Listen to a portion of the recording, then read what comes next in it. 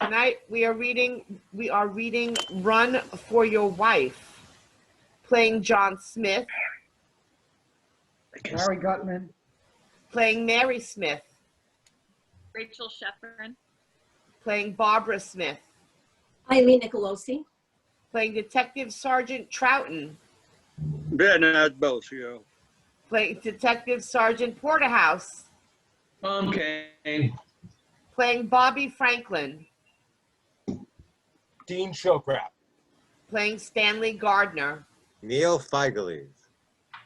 Act 1, curtain up music, orchestral version of Love and Marriage.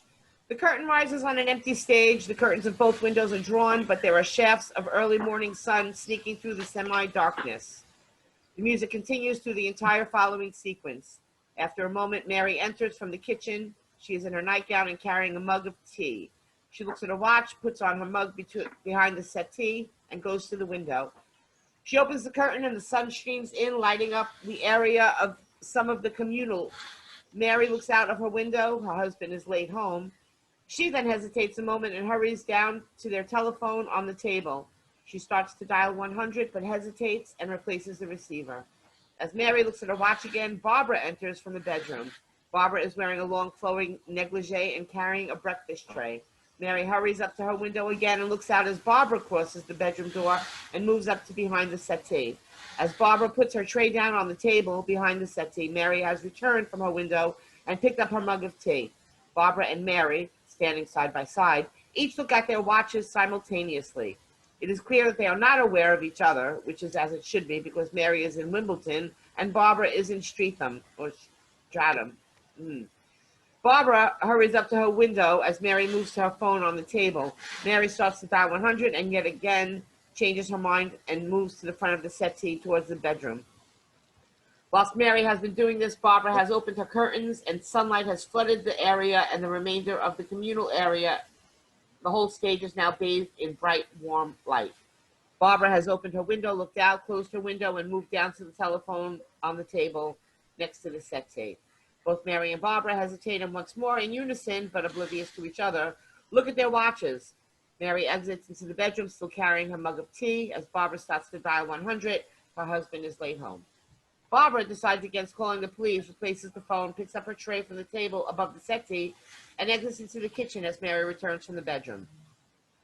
She is now wearing a dressing gown. Mary closes the bedroom door and moves up to her window. As Barbara returns from the kitchen carrying a squeegee washing up liquid.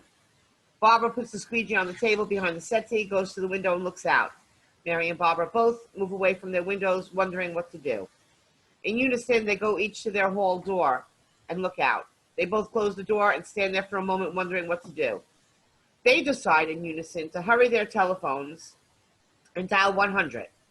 Having dialed, they sit at either end of the settee, Mary and Barbara waiting for the operator to answer. As they sit, the music fades.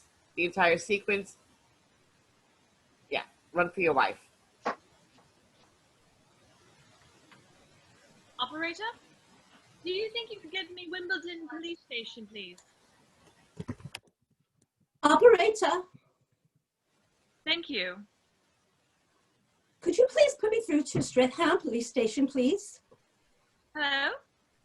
Thank you. Is that Wimbledon police station? I'm sorry to trouble you, Sergeant, but I'm a bit worried about my husband. Streatham police, I'm rather concerned about my husband. Mr. John John Smith. I'm Mrs. Mary Smith, Barbara Smith. number 25, And number 47. Kenilworth Avenue, Lewin Road, Wimbledon, Streatham, London, SW19. London, SW16. John Smith, that's right. He's a taxi driver. He's a taxi driver. I woke up this morning and he hadn't come home. He was due back at 12 o'clock last night. He was due back this morning at 7:30 From the late shift. from the early shift. It's gone 8:30 and he's always so punctual. I wouldn't worry, except that he came to a very exact schedule. He has this very precise schedule, you see.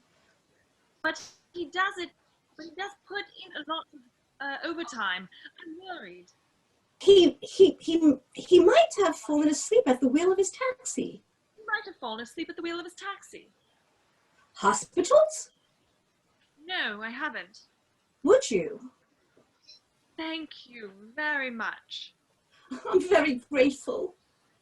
Well, he's sort of a commonplace, very important commonplace. Average, I suppose. Really bright brown hair, blue eyes, sort of cuddly. Distinguishing marks? Oh, not really. No. He's very ordinary. Thank you. Barbara and Mary each put down their phone and think for a moment. Mary's doorbell is heard off. Mary reacts and hurries out to her hall. During the ensuing dialogue, Barbara goes up to her window and looks out. She then picks up her squeegee from the table above the settee and exits into the kitchen. Oh my goodness! Hello. He'll be all right, madam. I knew he'd had an accident. Steady as we go. Poor darling. I'm fine. On the settee. I'm okay, honest. Look at the state of him. Sweetheart. Detective Sergeant Troughton, Wimbledon Police. I've just been on the phone to your police station. I wouldn't know about that, Mrs. Smith. I've been with your husband at Wimbledon Hospital for the last 3 hours. Oh, John. I got the shock of my life when I woke up this morning and you weren't there.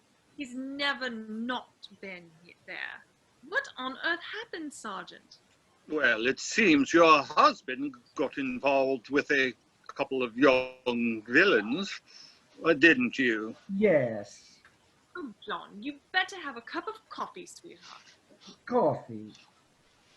All right. Give a cup of coffee, Sergeant. Yes, he's a bit groggy, that's all.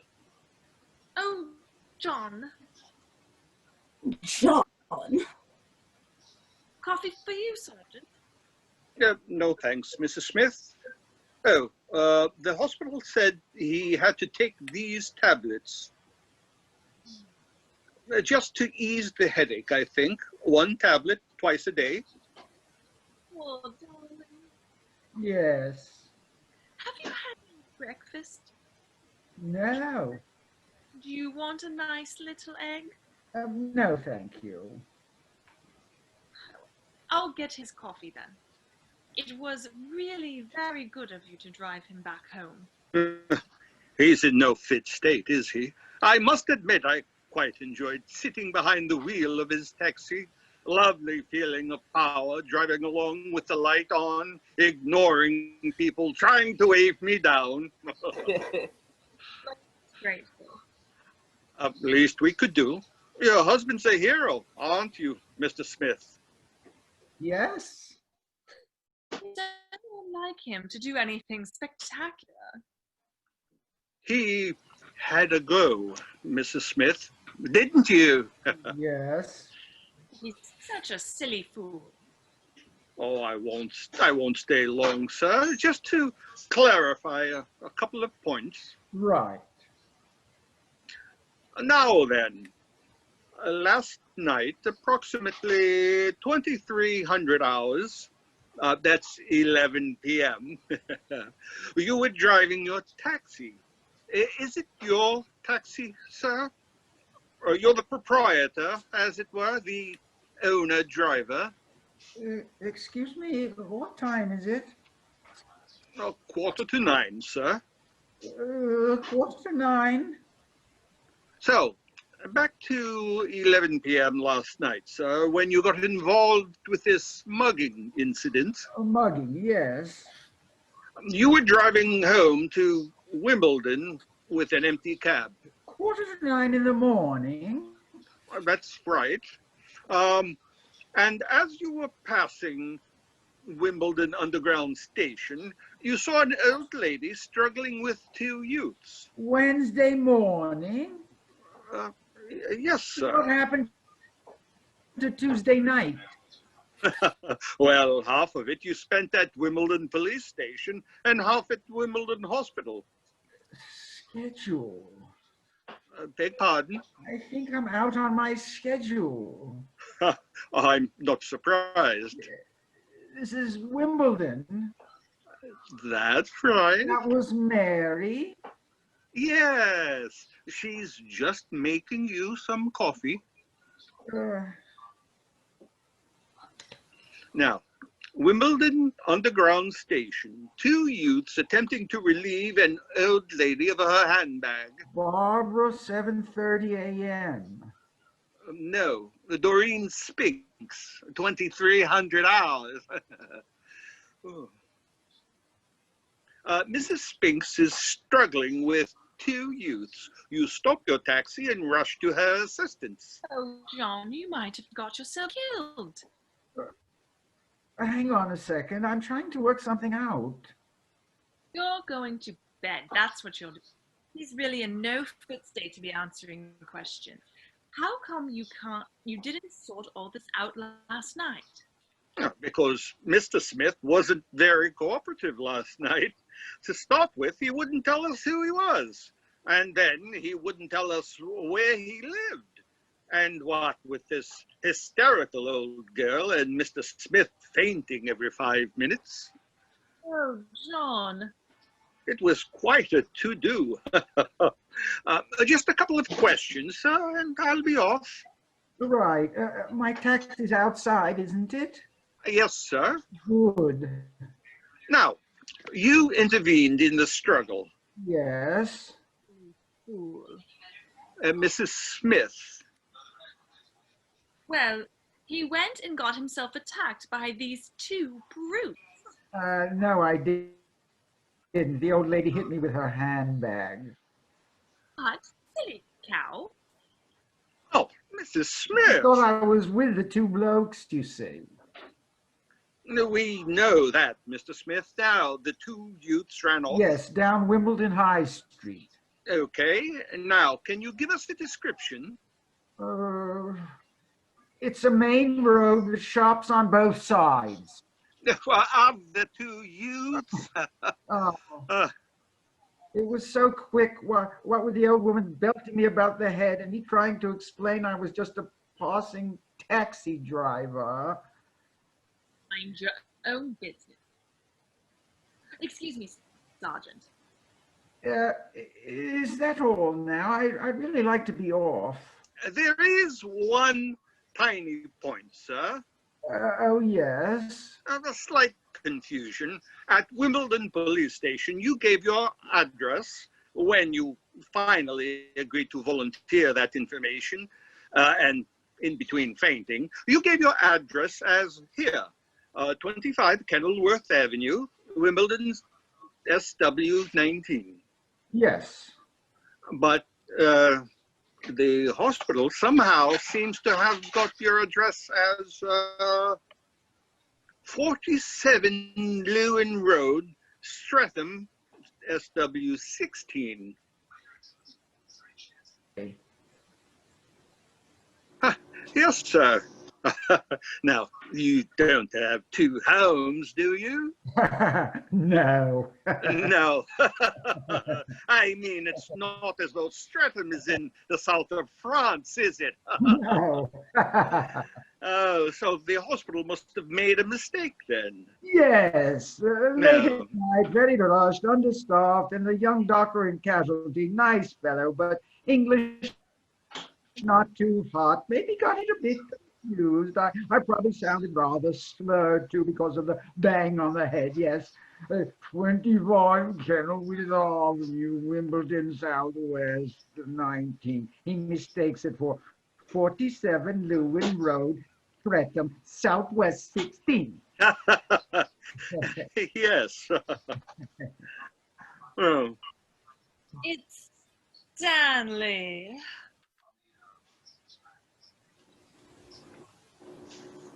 You all right, you old son?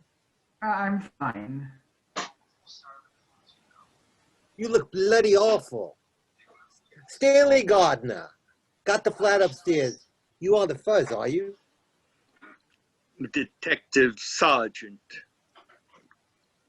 Troughton of the Wimbledon Police. Jolly good. Now, the milkman told me all about it. Said you'd had a punch-up with a half a dozen skinheads welding bicycle chains? I was hit with a handbag, if you must know. Oh, gay skinheads. That's new, Sergeant. Are you a friend of the family, sir? I most certainly am. I've been borrowing the old tenor of John for a couple of years now, haven't I? Yes, you have. Yes, another couple of years, I'll stop paying it back.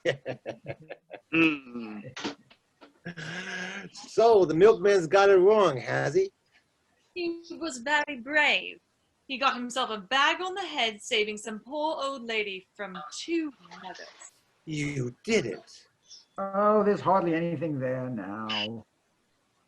Never was much. He's such a harmless old crew normally. Aren't you going to be late for work, sir? Work? I'm one of the government's vital statistics. Beg pardon? I'm temporarily unemployed. Ah, I see. Only I'm considering making it permanent. Really? Yes, the hours are good. Well, I don't have any more questions, sir. You take your wife's advice and rest up for a bit. Yes, you rest up, John, and let the sergeant get back to his duties. Do you know, Sergeant, there's a man knocked down in Wimbledon every 5 minutes? Really? Yes, and he's getting bloody fed up with it.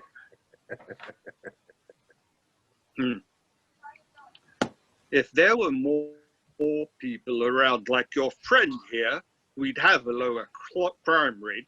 Of course. He may have caused you some concern, Mrs. Smith, but like I said, your husband's a hero. I expect you'll have the press boys on to you. Press? And I'll just give you the telephone number of the station in case you remember anything more on those 2 villains.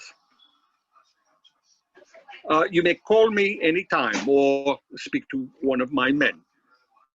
Thank you, Sergeant. Morning then, Mr. Smith, Mrs. Smith. I'll see you out. Morning, sir. Hey, don't worry, Sergeant. I don't believe half the stuff I read about you boys in the newspapers. Gardner, was it, sir? Yes, but you can call me Stanley. I know what I'd call you, sir. Well, quite a morning, and we haven't even had breakfast yet. Thanks.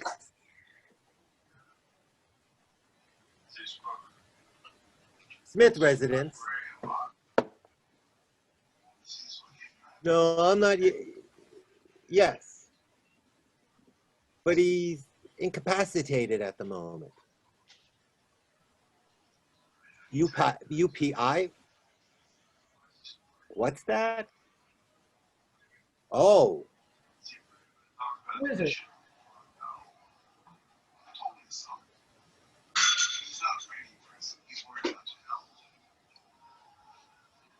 UPI. Oh, UPI. Shh. Fine. Yes. Flat A, 25 Kensington Worth Avenue, Wimbledon, SW 19. Okay, bye. That was UPI, What's that mean? United Press International. Press? Sort of agency that doles out stuff to all the newspapers. You gave them my address? Yes, that policeman was right. You're going to be a hero. I won't see them. Why on earth not? Just an interview, probably a photograph. Photograph? I'm not seeing anybody, Mary. What? The press have just been on the phone. They're sending somebody over. They've got a damn cheek. The The hospital gave him some tablets. I'll get them. I'm not meeting anybody. Take it easy, old son. Stanley, you don't understand. You're right here. You're right there, blimey. When you think of half the rubbish the papers print, you deserve to be on the front page. Stanley, nothing must be said about me in the newspapers. You'll have to deal with them when they get here. Say it wasn't me, say it was you. Say anything. What the hell are you talking about? It would ruin me. If the story appears in the papers? Yes, I'll be ruined with Barbara. Why would you be ruined? Who's Barbara? She's a lady. A lady? Ooh, you naughty, naughty Johnny. So Barbara's a little bit on the side, is she? There's more to Barbara than that. She's got a big bit, huh? Lovely. Stanley, all hell would let loose if Barbara were to see anything in the newspapers about me and Mary and living in Wimbledon. Why? Because I live with Barbara in Streatham. No. Old son, you know. Old son, you live with Mary in Wimbledon. That too. You've got 2 houses? Yes. One here with Mary? Yes. And one with your girlfriend in Streatham? Yes. Only Barbara's not my girlfriend. What is she? A Shetland pony? She's my wife. I beg your pardon? Barbara and I are married. Mary and you are married. That too. You've got 2 wives Yes. and 2 homes? Yes. God almighty. I thought you were ordinary. Yes. I can't believe it. I think I've always been a bit surprised myself. And you just flit between Wimbledon and Streatham, just like some oversized sexual bumblebee, do you? Sort of. But blimey, Streatham? That's practically next door. 4.5 minutes in the taxi. Jeez. It's quite handy, actually. Yes. Driving a taxi is not like an ordinary job, is it? Unusual hours, morning shift, afternoon shift, evening shift, night shift. I suppose we should be grateful you're not a Concorde pilot. What about the expense? It must cost a fortune. Not really. Both Mary and Barbara work, and then I don't need much pocket money. No time to spend it. Well, I'm either driving the taxi and rushing back to be with Mary, or driving the taxi and rushing Back to get to bed with Barbara. Barbara. What do you do on your day off? Sleep a lot. Yes.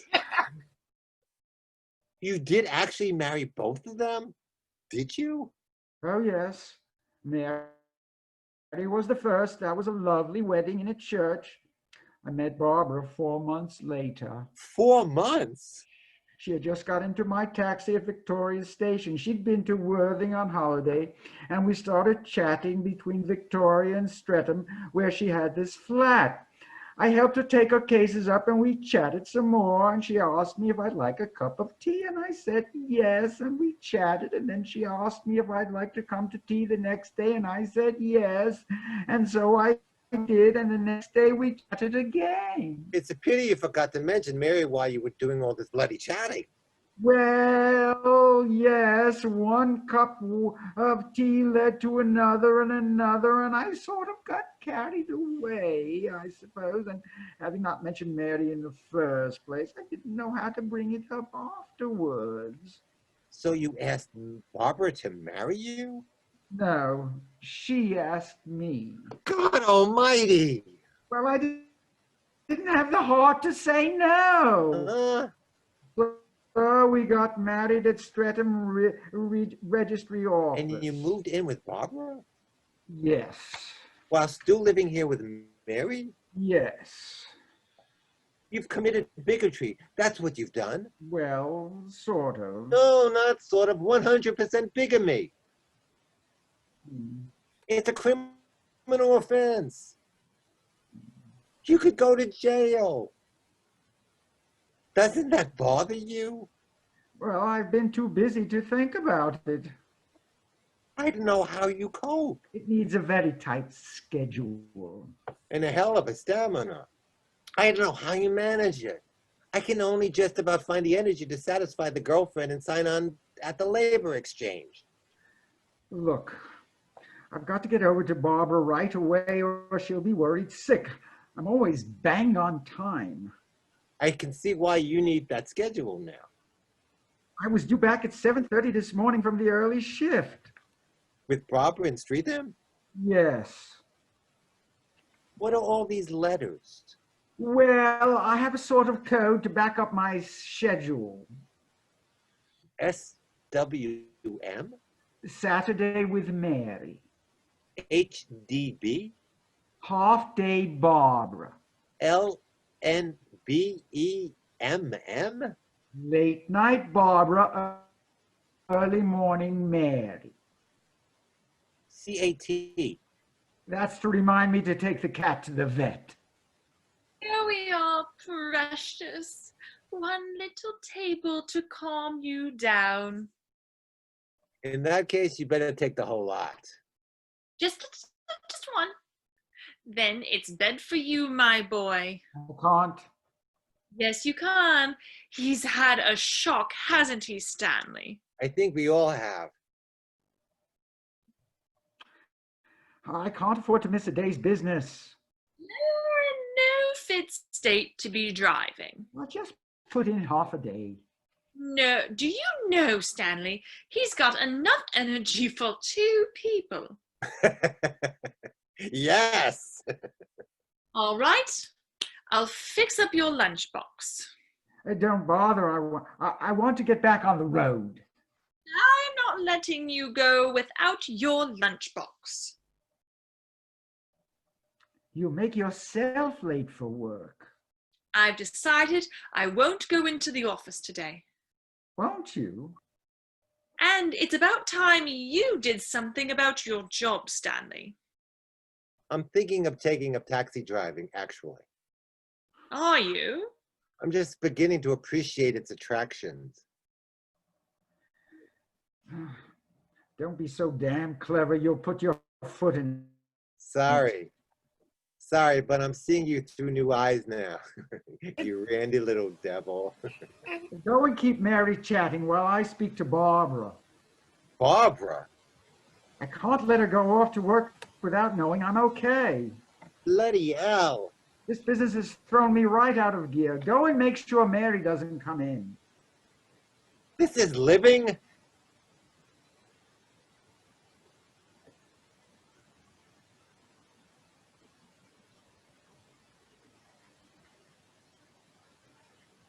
Hello? Barbara? Hello? Commercial break. Hello? Hello? Hello, darling. Oh, Lovebug, where are you? You're an hour and a half late. Oh, sorry, my sweet. Taxi broke down. Why didn't you ring earlier? Couldn't get to a phone. I took a passenger to Gatwick Airport and conked out halfway back. Where are you phoning from now? I'm in a farmer's cottage, miles from anywhere, somewhere off the A23. What's the matter with your voice? I don't want to wake the farmer's wife. Are you all right? You haven't had an accident, have you? No, I'm fine, darling. Just a bit sort of flustered. I say. Ah, What is that? hang on a second. The farmer's just come in. Farmer? Hang on a second, Pumpkin. Pumpkin? What do you want? I got a message from your number 1. What is it? You still there, Johnny? Oh, yes. The farmer's just asking me something. What do you want? Mary says, would you like cheese and pickle or eggs and tomato or both? I don't care. Do you want to check what number 2's giving you for dinner first? One of each. And a flask of tea or coffee? Coffee. Coffee? Oh, sorry, darling. I was speaking to the farmer. He's a bit, you know what country folks are like. Coffee and sandwich. Coffee and sandwich is coming up, sir. The farmer was just telling me that the garage has fixed the taxi. I'd better go, my sweet. I wanted to catch you before you left for the office. But I'm not going today. Aren't you? You know I'm not. You're taking the day off too. Am I? I've been planned for ages. Just the two of us. Lazying around. Oh, yes. CDWB. CDWB? Cuddly Day with Barbara. Silly boy. You hadn't forgotten about it, had you? No. A damn taxi breaking down has thrown me, that's all. Well, you hurry up back home. I'm on my way. I'll be 4.5 minutes. 4.5 minutes? Yeah. Yes, I can cut off the 823 onto the M23 and be in Streatham in a flash. Say 10 minutes. Oh, you drive carefully. I want you all in one piece. Yes. Are you feeling a little sexy? Just a little bit. Oh, hang on. The doorbell's going. So what? Oh, nothing. It's nothing to do with me. Stay where you are. I'll get it. Okay, sweetheart. I'm on my way right now. Keep everything warm. Bye. Oh, John. Yes. You better ring the police, Streatham. Police? Oh, or shall I? Why should either of us ring the police? Oh, I reported you missing this morning.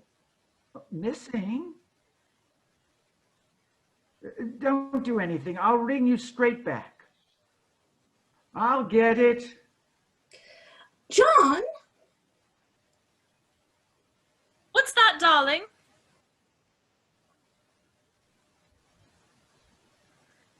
Get back into the kitchen, woman. I thought I heard John calling out. Oh. Hello? Hello? Were you talking? Yes, it's all right. I'm hanging on for him. Hanging on for who? Me. My husband. Damn nuisance. Not having my own phone upstairs. John said it would be okay. It's about a job. Oh, good. Hello? Hello? Thanks for holding on. Stanley Gardner here. Oh, are you the farmer? Yes, that's right. Me dear. You wanted to talk to me, I believe. No, I don't think so.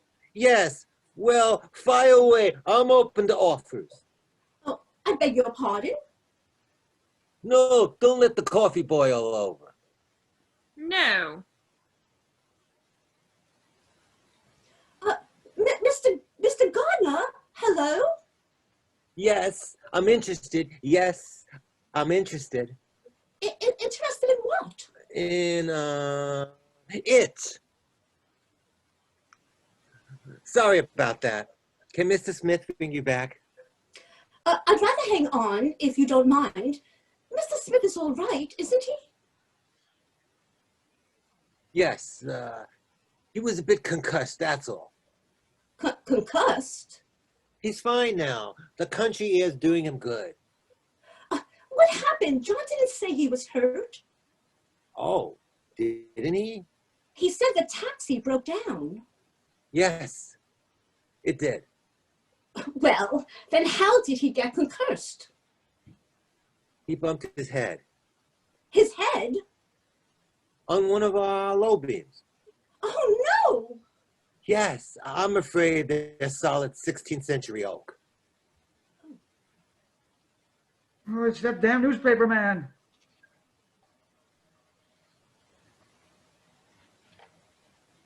Will you deal with this?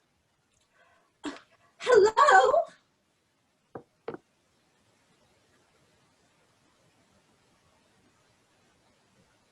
Hello? United Press International, get rid of him for me, will you? Hello? Hello, darling. I thought I'd put you down. John, are you hurt? Hurt? Your head. Oh, yes. The farmer said you banged your head in one of his beans. The farmer should keep his bloody trap shut. Shall I come over to Mr. Gardner's farm and collect you? No, I'm fine. What were you just saying now about the police? I spoke to Streatham police. If you'll hang on, I'll get the farmer for you. I don't want the farmer. Fine. Mr. Gardner will be with you in a second. Oh, John! Is that Stanley's call? Yes. About a job? Yes. You said something about a farmer. Yes. It's a lady who owns a farm. She thinks Stanley's looking for a job as a farmer. A farmer? Yes. Why? Well, his name's Gardner, and she thinks he's a market gardener. She's got a bit confused. Are you there? Oh, he won't be a moment. I think he could be interested if he doesn't have to start too early in the mornings. What? An Englishman's home is his castle.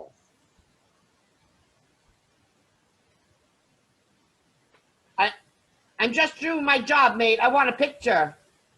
John? Clear off. Clear off? Clear the line a minute. He doesn't want a publicity. I told you. And I'm telling you, news is news. Are you Mrs. Smith? Yes. Yes. John? The farmer's on his way. What? Get in close to your husband, please. No. Oh, my head. Darling. John, are you there? Hey, lovely. Hey, It should make the first edition of the Evening Standard. bloody well won't. John. Mary dashes out after John. The voices of John, the reporter, and Mary are heard shouting as they run into the distance. After a moment, Stanley speaks into the telephone. The farmer speaking. Where's my husband? Gone to the toilet. Has he had an accident? No, I'm sure he made it in time. Look, I must go now. The cows need milking. Mr. Gardner. Mr. Gardner, I want to speak to my husband, please. You have to shout. Our toilet's at the end of the barley field. Well, tell him to ring me straight back. Hang on a second. I'll get something to write with. He knows the number. Yes? 674-3105. 674-3105? That's 020808 from where you are. No, it's not. From outside London. Yes, it is. I'd like him to ring me, please, right away. Yes, well, of course. He may have been in the toilet and driven straight off. Well, I want to know what to do about the police. Police? I suppose I better ring the police and say he's all right. No, don't do anything. I must go. Don't go anywhere. What is this?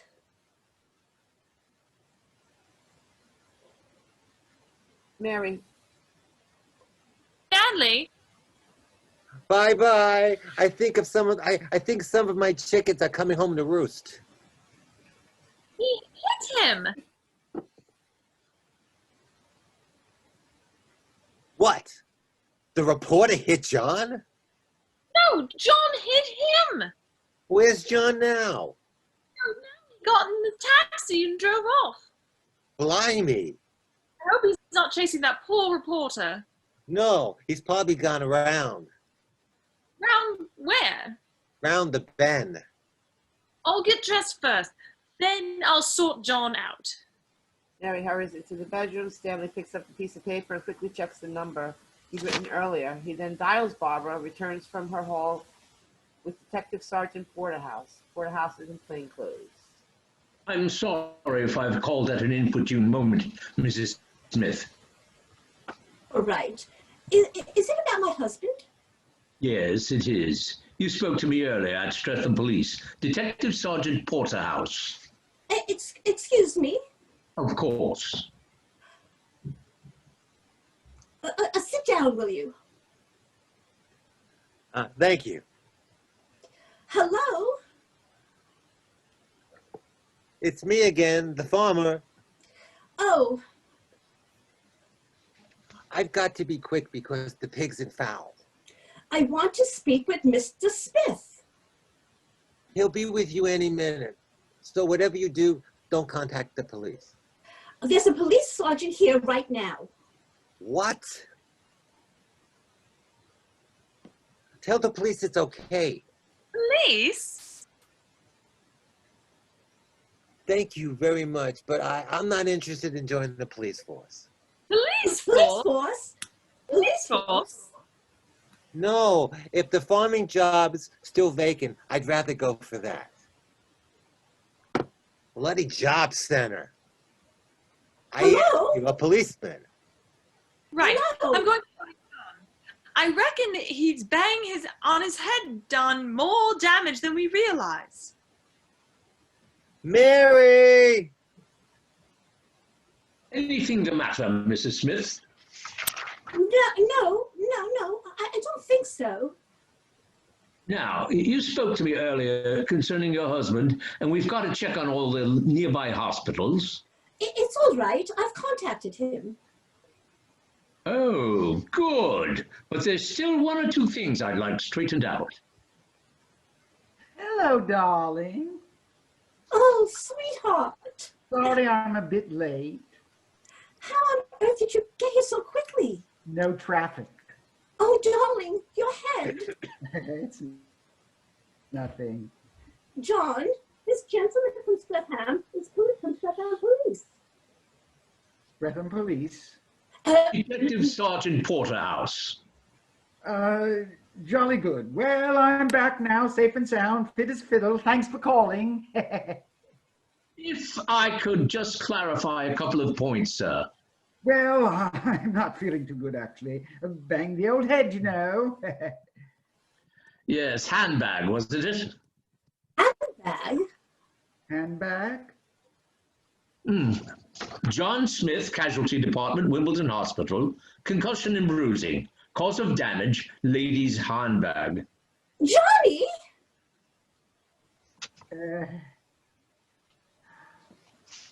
What a coincidence.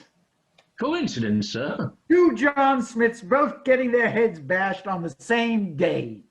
This one's not you then. No, mind you, John Smith, common name. Well, you can see it's not me. This fellow got involved with an old lady, two muggers, and a handbag. I banged my head on an old oak beam. So you weren't in Wimbledon in the early hours of this morning? No. Driving your taxi? Taxi? Says here, the bloke's occupation is a taxi driver. No.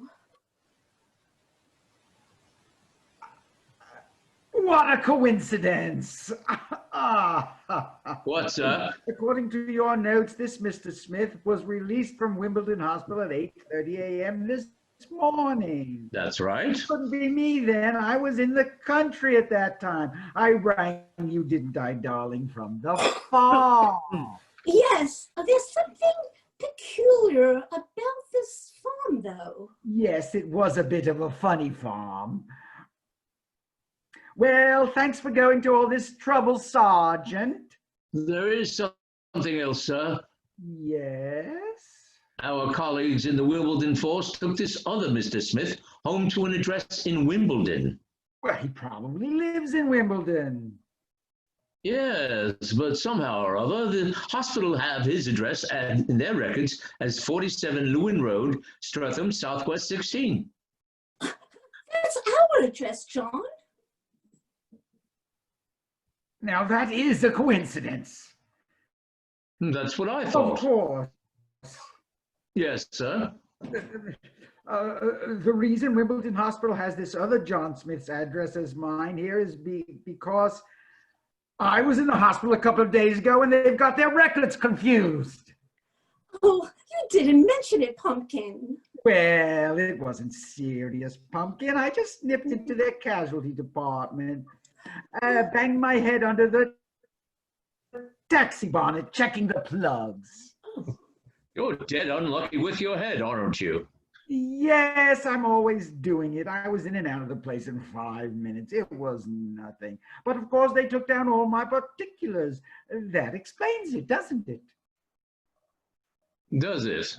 Yes, the hospital has both my address from the other day and the address of the other Mr. Smith from this morning. Naturally, the other Mr. Smith asked the police to take him to an address in Wimbledon where he lives, but when the hospital is asked for the other Mr. Smith's address, they look up the wrong page in their casualty book and see John Smith, taxi driver, nature of injury, abrasion of the cranium, and give you my address in Streatham, not realizing that on the very next page is the address of the other John Smith, taxi driver, nature of injury, abrasion of the cranium, who's just gone home to Wimbledon. Well, I think that explains it all then. Yes, you can close the file. I'm sorry I put you to all this trouble, Sergeant. Oh, quite all right, madam. I'll see you out. Thank you. Oh, by the way, sir, your head. Yes? Where did you have the injury treated? Ah, do you mean the taxi bonnet bashing or the oak beam bashing? The beam, sir, your most recent misfortune. Which hospital treated that? They didn't. No. The farmer's wife is an ex-nurse and she fixed it. Ex-nurse, eh? Yes, I always seem to fall on my feet. Good. I hope you always check what you've landed in. He really shouldn't be driving, Stanley. I should have put my foot down. He'll be all right. I'm going to ring that Sergeant Troughton at Wimbledon Police. I don't think you should do that. He wrote his number down here somewhere. Yes. Said we could speak to him or one of his men. John will be very upset if you involve the police. I'm just worried that he might go and do what he might go and do. They should have kept him in the hospital under observation. I'm with you there.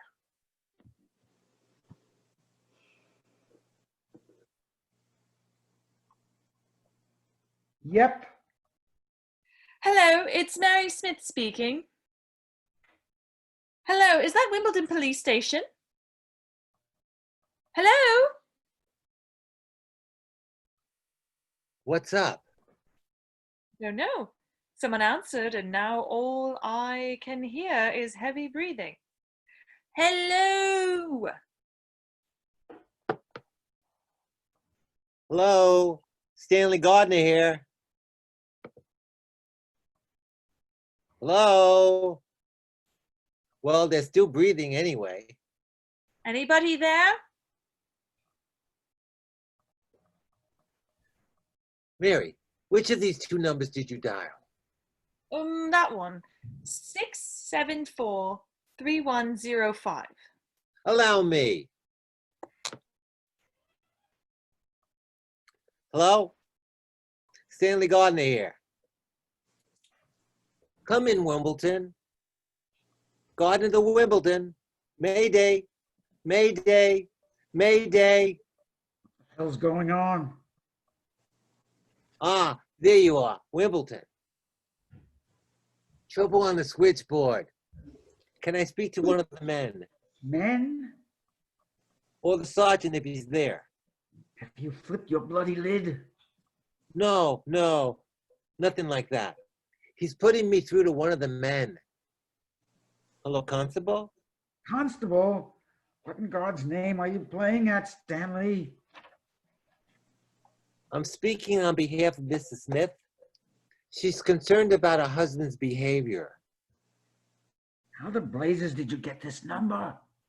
Let me talk to him. Hello, Constable. Will somebody get Sergeant Troughton for me, please? Oh, this is absolutely ridiculous. Stanley? Hello? Oh, darling. Ah, Oh, all right, precious. you bet. Can't stay though. Can't stay. No, got to get back on the road. Oh, don't be silly. It's CDWB. Oh, yes. Cuddly David Barbara. No, can't do what's booked.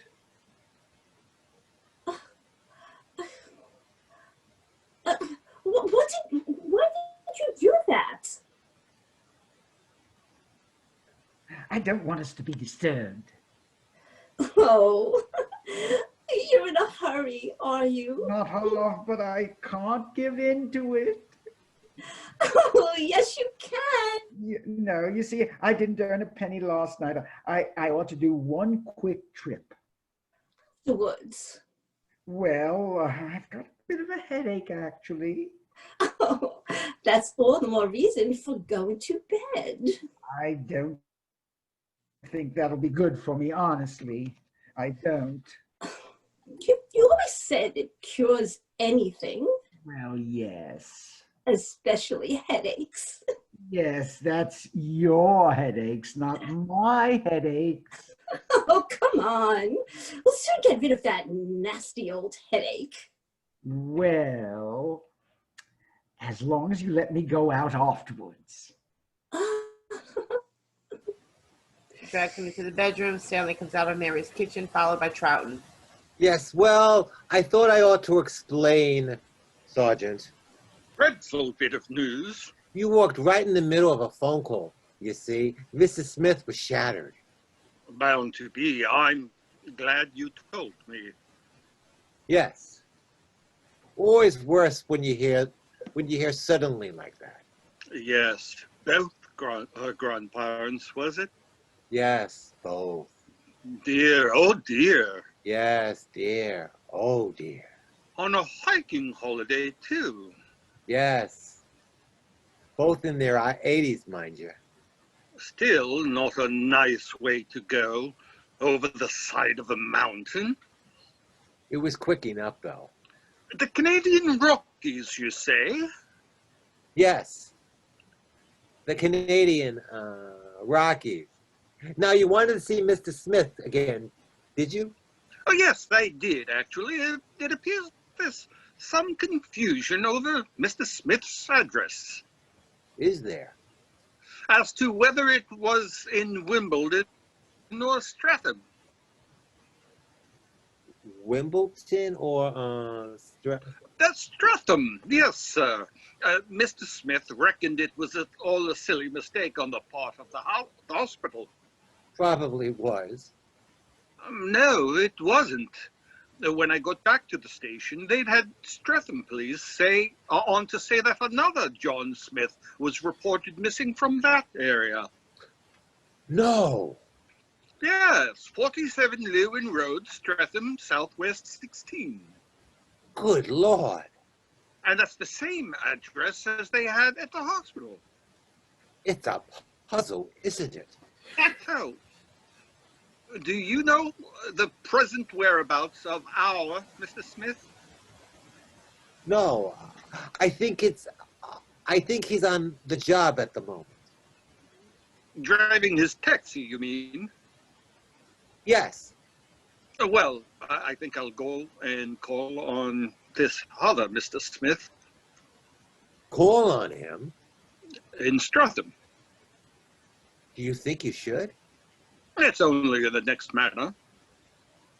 Outside your jurisdiction, though, isn't it? Just a social call, Mr. Gardner. Just a social call. Oh, and Mr. Gardner, Yes. do you know what an accessory is? A handbag? Mm-hmm. Oh, an accessory. Yes. Good. Troughton exits. Stanley picks up a piece of paper, and while Eileen goes to the hall door to check that Troughton's actually gone. Barbara's phone rings. After a moment, John hurries in from the bedroom and picks up the phone. John now wears underpants, socks, and shoes. Stanley sits on the settee, waiting impatiently for the phone to be answered. Hello? It's me again. What the hell do you want now? It's no good getting cross with me. I'm just the bloke who's got the flat upstairs. Blimey, talk about fiddling while Rome burns.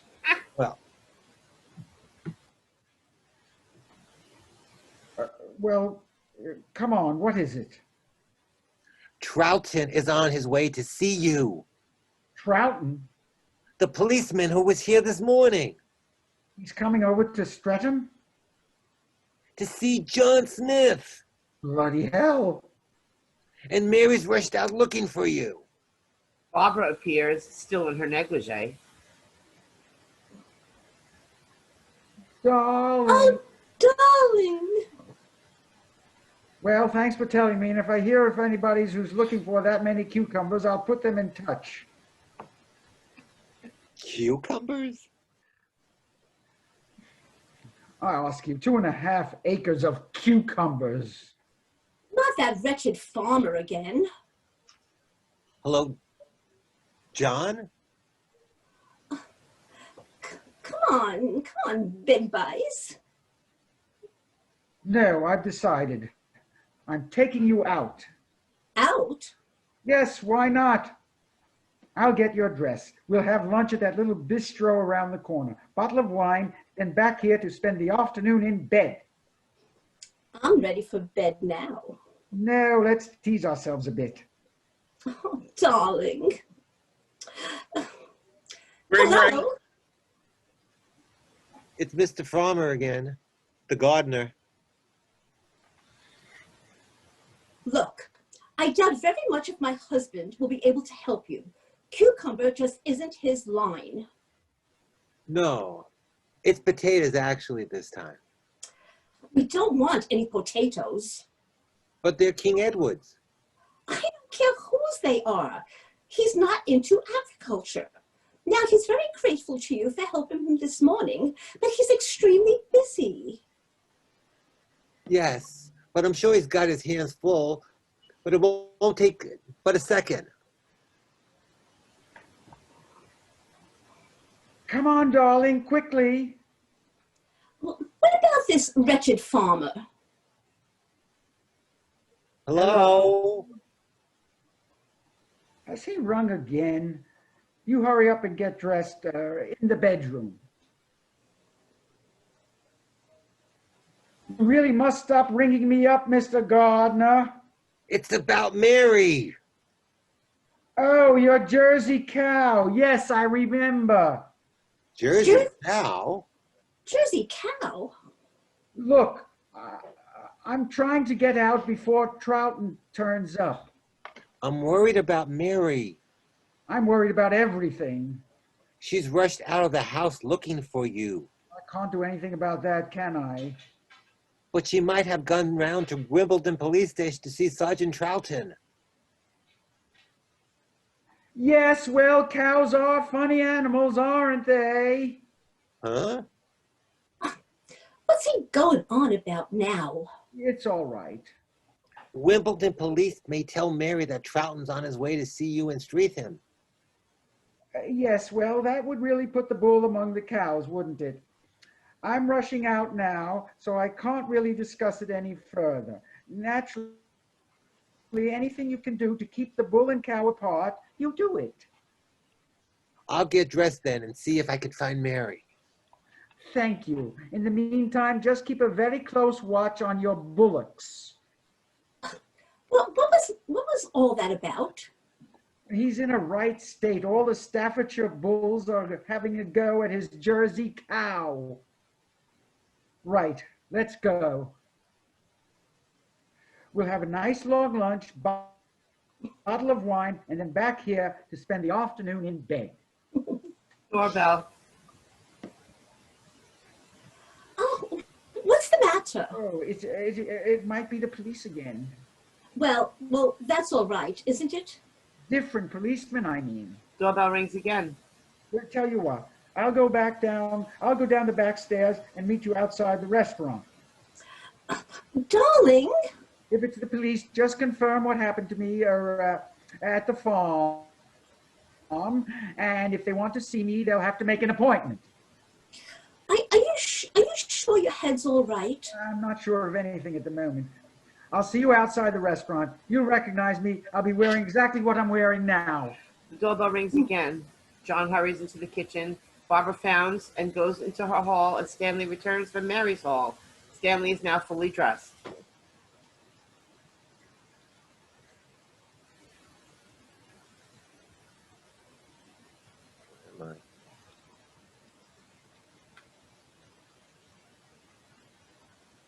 Mary, Mary, Mary, I sound like a bloody nursery rhyme. You just caught me, actually. Unmute. You're muted. I'm so sorry, lovey. It's no trouble, honestly. We're just moving in up there, and we don't seem to have a thing in the flat. No problem. Although you'd think that dizzy bitch could have remembered to get milk, wouldn't you? How about some sugar and tea? No, he's got those all right. Oh, this is très chic. You short of anything else up there? Only decorators, darling. We're up to our armpits in paint. I'm afraid that's not my line. No, it's not Cyril's either. He won't lift a finger, lazy queen. I'm Barbara Smith, by the way. Bobby Franklin. I'd like to say I won't be a nuisance again, but knowing me, I probably will. Anytime. For God's sake, don't encourage me. I thrive on familiarity. Well, anything we can do to help. My husband can put his hand to most things. Can he? He's a bit of a handy man. Well, if he's also young and handsome, for God's sake, don't let my Cyril get at him. Okay, hang on a sec. Oh, thanks ever so. Stanley returns from the hall as Barbara exits into her kitchen. Bobby is looking around Barbara's lounge. Stanley carries the Evening Standard and is looking horrified. Oh my God! Taxi driver has a go at muggers. Front page with a picture. I must tell John.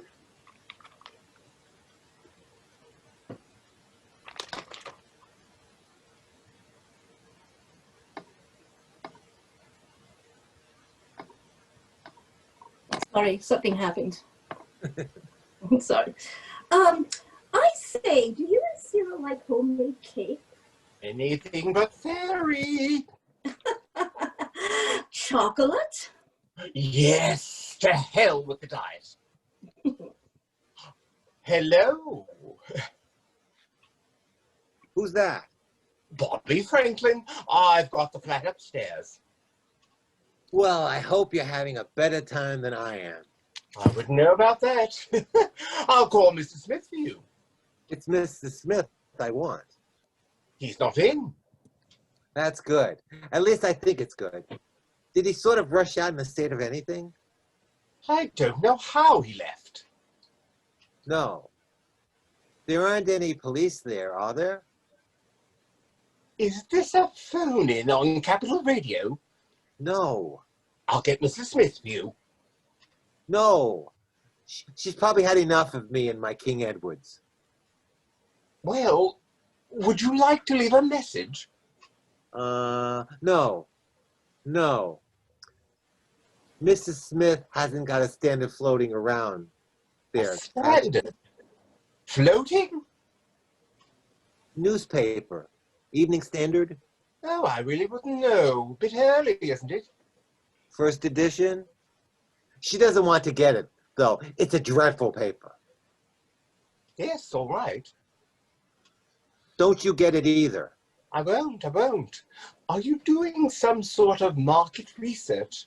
No, but if you see Mr. Smith, just say Mr. Gardner rang. Gardner. And tell him things aren't too good down on the farm. Barbara returns from the kitchen as Stanley replaces the receiver. During the ensuing dialogue, he gets pen and paper from the drawer and writes a note. Having folded the Evening Standard and put it in his pocket, Barbara carries a tray on which a pint of milk and 2 slices of chocolate cake on plates. She moves above the settee to Bobby, who is still looking at the receiver. Here we are. Oh, scrummy. I answered your telephone. Oh, thanks. Any message? Well, King Edward came into it somewhere, and Mr. Gardner. Oh, him. I couldn't quite make out what he was on about. He's a damn pest. Do you get many funny phone calls then? Only from this fella. He's trying to get rid of 2.5 acres of cucumbers. God help us all. He said to tell Mr. Smith, that things weren't too good on the farm. With him running the place, I'm not surprised. Is Mr. Smith in that line of business then? No, he drives a taxi. Oh, lovely. Cyril and I are in the dressmaking caper. I'll remember that. Yes, we'll fix you up, love. Evening frock, little afternoon number. The trouble is, with Cyril, he can't bear to part with half of them. I'll go out with you. That won't get you anywhere, dear. They exit into Barbara's hall. Stanley has completed writing his note and is reading it to himself as Detective Sergeant Porterhouse walks behind the settee. Porterhouse coughs politely and Stanley looks up. Oh. Sorry, sir, all the doors were open. Oh, were they?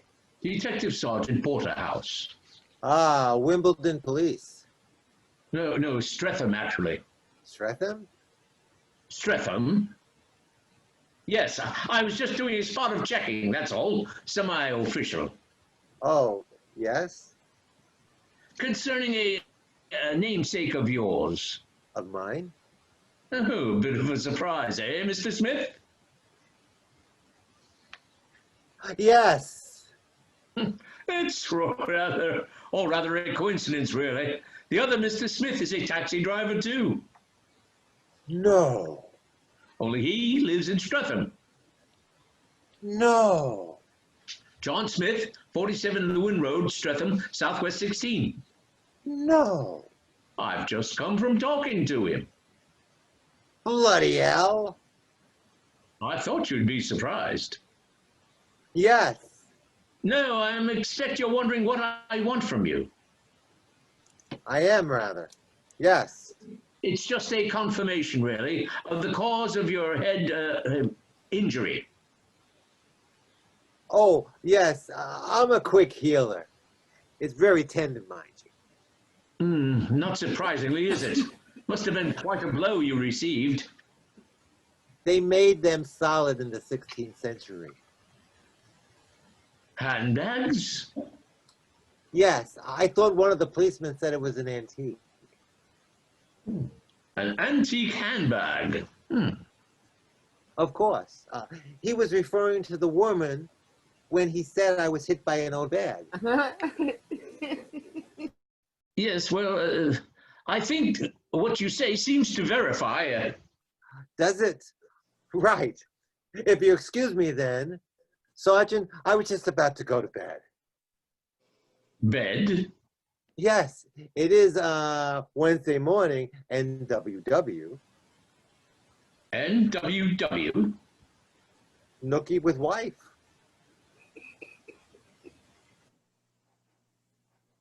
Stanley starts to move Porterhouse behind the settee towards the hall door as Mary comes in from the hall and stops on seeing Porterhouse. For a moment, Stanley is transfixed, but then quickly pulls Porterhouse back of Mary's sightline. Stanley hurries to Mary. Hello, darling. He gives Mary a huge kiss and embrace. Mary is suitably surprised. Stanley pulls her away from Porterhouse. Nice to see you back again, Mary. Nothing's happened since you've been gone. Absolutely nothing. I was just leaving you this note. My sweet. There we are. Dear Mary, everything is okay. Suggest you go to bed for rest of day. See you soon. All the very best. Yours, Stanley. Standing room only. NWW. Oh, I'm terribly sorry. May I introduce you, Detective Sergeant, Porterhouse, Streatham. Detective Sergeant Porterhouse Streatham. Oh, just Porterhouse. I'm from Streatham. Streatham. Yes, around the corner. Is it about John? Yes, it is. Is John all right? Yes, I think so. Yes, I think so. Have you spoken to him then? Yes, thanks. Yes, he has. When? When what? When did you talk to John? Well, just now. Just now? Yes, it must have been. Well, it was, wasn't it? Yes. Yes. Where? Where what, dear? Where did you talk to John? Well, I was standing there, and he was standing about... Standing about there. I've been looking for him. Have you? Have you? Well, where is he now? Who? Who'd like a cup of tea? My husband. Where is he? Where? Yes, where is he? What's his position? Where exactly does he stand with the police? Stanley. Stanley's gone to school, my sweet. What? Yes, I gave the little chap his cornflakes and saw him onto the bus. What's the matter with you? Nothing. I'm fine now, dear. You're happy too, aren't you? Yes, I'm quite satisfied. Mrs. Smith, now, I've talked to him. Him? Me? Yes. You wanted to talk to me, didn't you? Little chat. It's all okay now. Will you keep out of this for a moment? Only trying to help. Well, you're not. Is that the evening paper? Oh, yes. Anything in it about last night's mugging? Yes, front page. Ooh, front page, eh? You've got a hero for a husband, Mrs. Smith. Ooh, what a dreadful picture. Oh, I look awful. Mind you, John doesn't look too good either. Stanley suddenly realizes the picture shows the real John and grabs the paper just as Porterhouse is about to look at it. Stanley then removes the outside pages from the rest of the newspaper and gives the remainder of the paper to Mary. Mary and Porterhouse look on blankly as Stanley explains away his reaction by embarking on a paper-tearing routine. He folds the outside pages, tears various holes in it. He then unfolds the paper to disclose a row of holes. When he sees that, Mary and Porterhouse are staring at him, totally bemused. He crosses in front of them, throws the paper in the waste bin. He then moves back between Porterhouse and Mary. Now, what were you saying, Sergeant? Have you been drinking? I don't think he said that. Did you? But it's a good idea. How about a cup of tea, dear? Don't you dear me. Sorry about this. We've been through a lot this morning. Stanley. Stanley won't be home till after school, dear. What? Unless they kept the little chap in again, little naughty Stanley. What the hell are you talking about? No tea for me, thank you. I'm going to remain quite calm. That's a very good idea, dear. Is there something you're not telling me about John? I don't think so. No, no. No! Shut up! I don't think you should talk to me like that, dear. Look, either go upstairs or push off to the job center. If you're having a domestic discussion, I'll be on my way. Good idea. No, you stay here, Sergeant. You upstairs. Mary, I'm only trying to... Get out. I couldn't make a phone call, could I? Out! Just a quick one. No, if you don't go, I'll have you bloody well evicted. We play this silly game every Wednesday. Ah! Ah! Ah!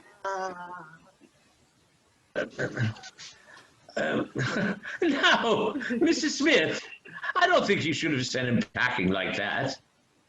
He's a bloody nuisance. Oh, no. We all have these little rifts. Today has been a bit of a strain. You and he will be all right after a kiss and a cuddle. Kiss and cuddle?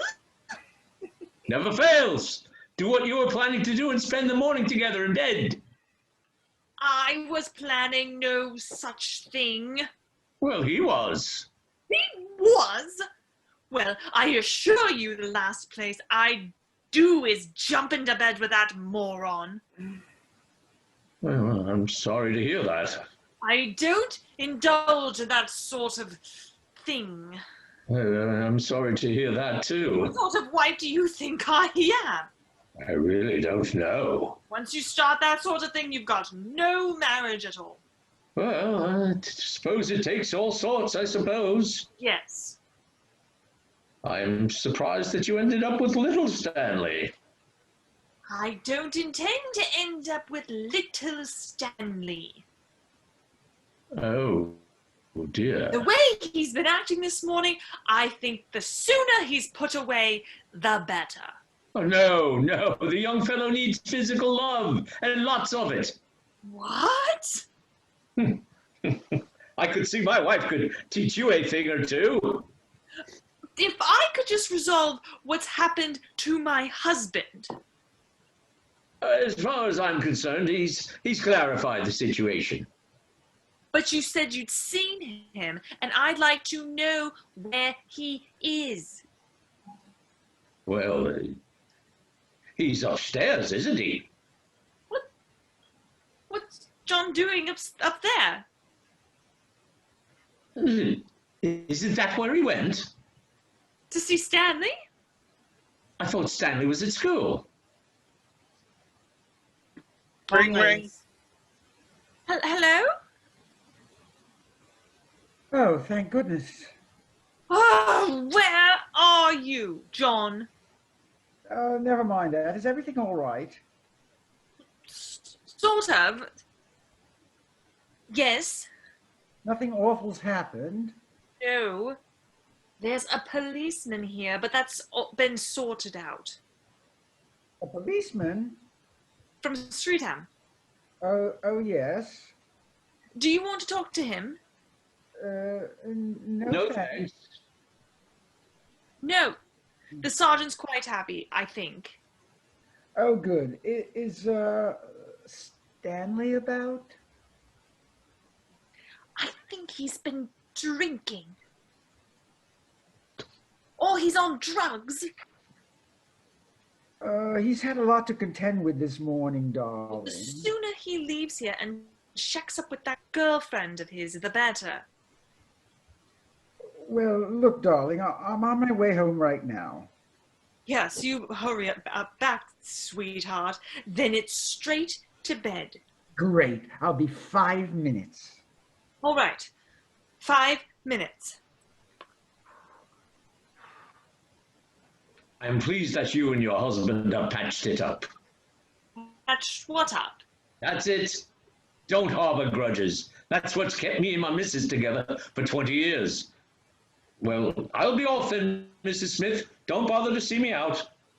Oh, I'm sorry if it's been a bit hectic around here this morning. All in a day's work. And, Mrs. Smith, little word of advice about Stanley. Just take his trousers down and give him a treatment.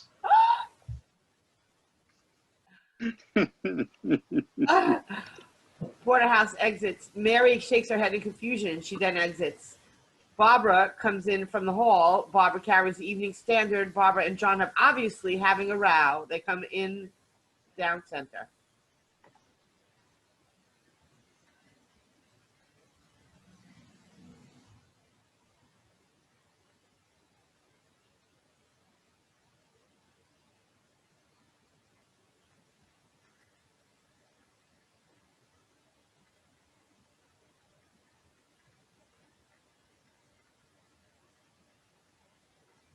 What police? Oh no, that wasn't the police. We've got new neighbor.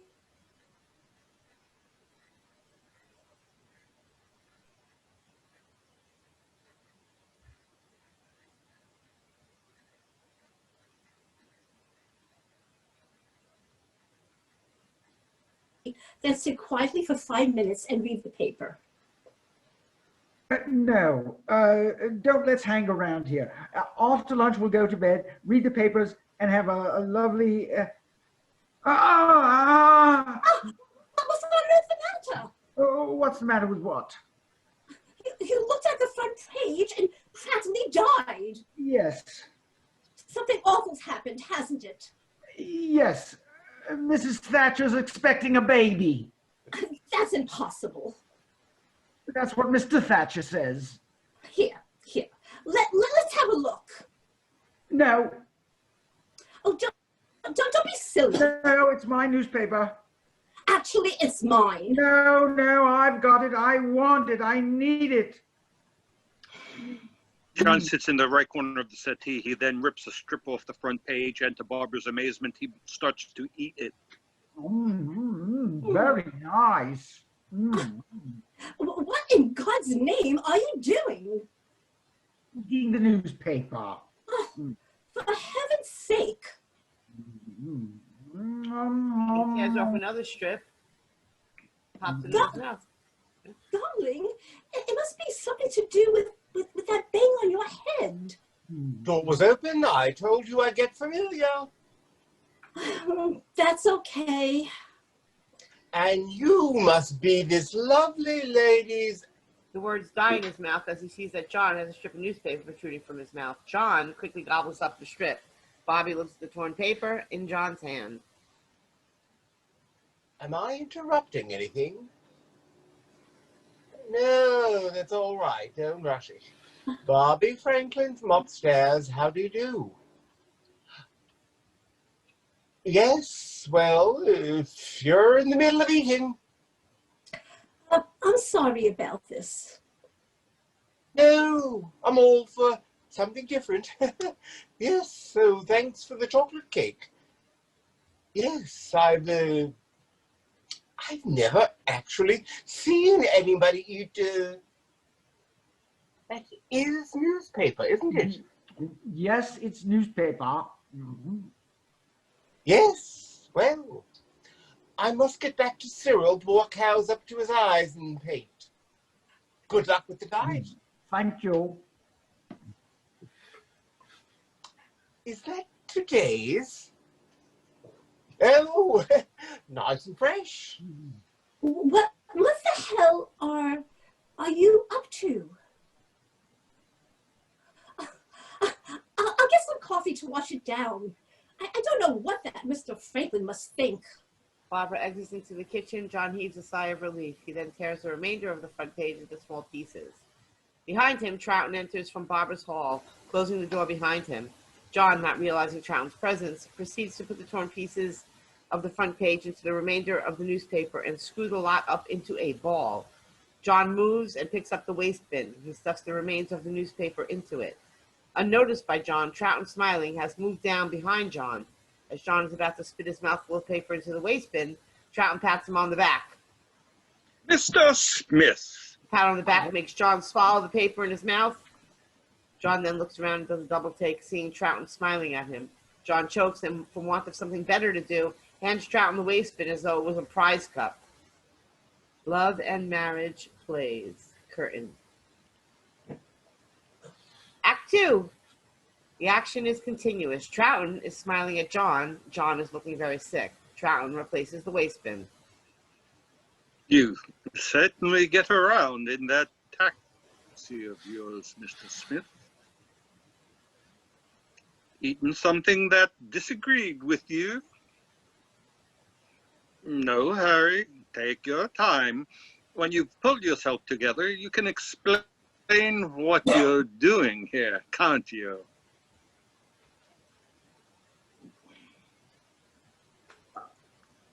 I think I ought to tell you something. Good. It's about this flat. Yes. It's mine. Yours? Yes. You didn't say anything about that when I saw you earlier this morning at your other flat in Wimbledon. No. Even when I mentioned to you that there was a John Smith who resided in a flat in Streatham. No. Slipped your memory, did it? No. There is no other John Smith, only me. I see. Both flats are mine. I see. Mary, Mrs. Smith, doesn't know I have this flat. Ah, I see. Yes, it's a little place I keep for Collecting stamps. Something like that. Yes, my little den where I go for peace and quiet. That's what I reckon too. I reckon you've got some little piece here that you want to keep quiet about. No, nothing like that. I reckon you're leading a double life. No.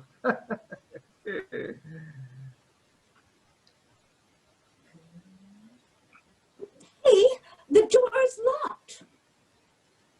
Ah, that's my daily help. Yes, sweet little girl. Get on with your work, Barbara. What? I'll be with you in a minute, Barbara.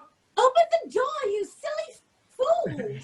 So bloody cheeky these days. Hey, If I don't lock her in, she gets nothing done. Get on with your work, Barbara. Very nice being able to afford a daily. She's more like a weekly. Yes, a couple of hours, not expensive. Ding dong. I'll go. No, allow me. I think I'd rather you stayed here, Mr. Smith. Don't want you wandering off again, do we? Banging your head again, do we? hey, Coming, darling.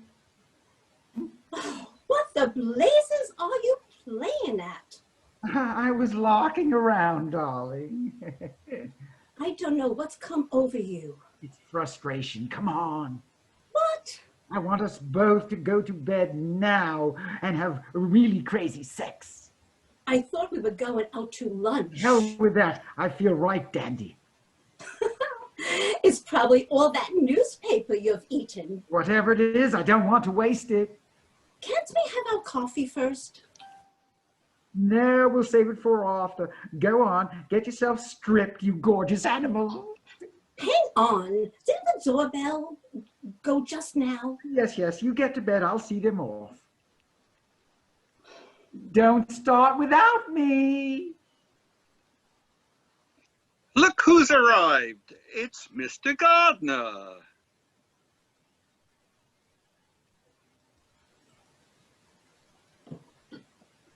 And what have you to say, Mr. Gardner? I'm ever so sorry, John. Oh, no.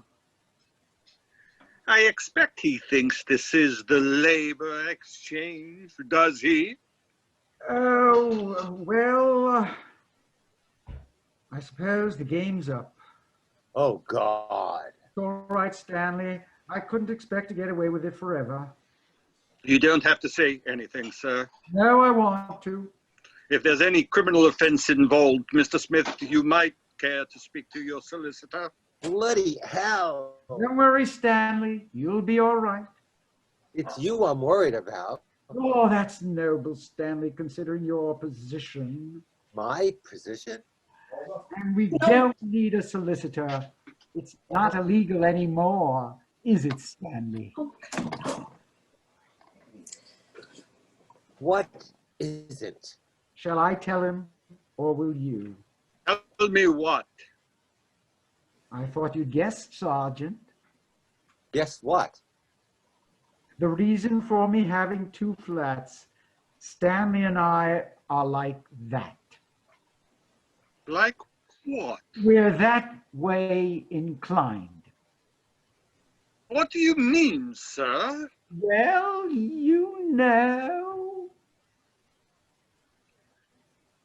John puts his hand on his hip in an effeminate manner. He then sees that Stanley happens to be standing there in a similar posture and indicates this to Troughton. The implication suddenly hits Stanley, who is mortified. Stanley clasps his hand to his mouth and points an accusing finger at John.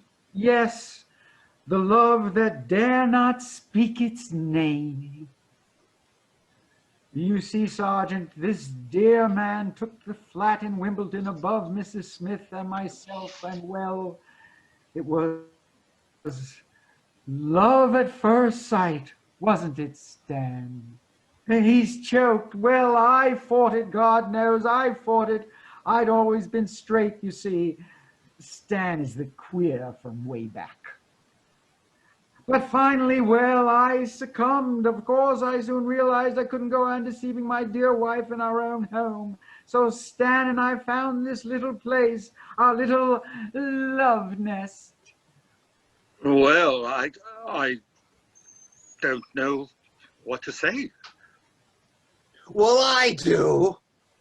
I'm sorry, John. No more than I am, darling. I am not a gay. And I've no complaints, precious.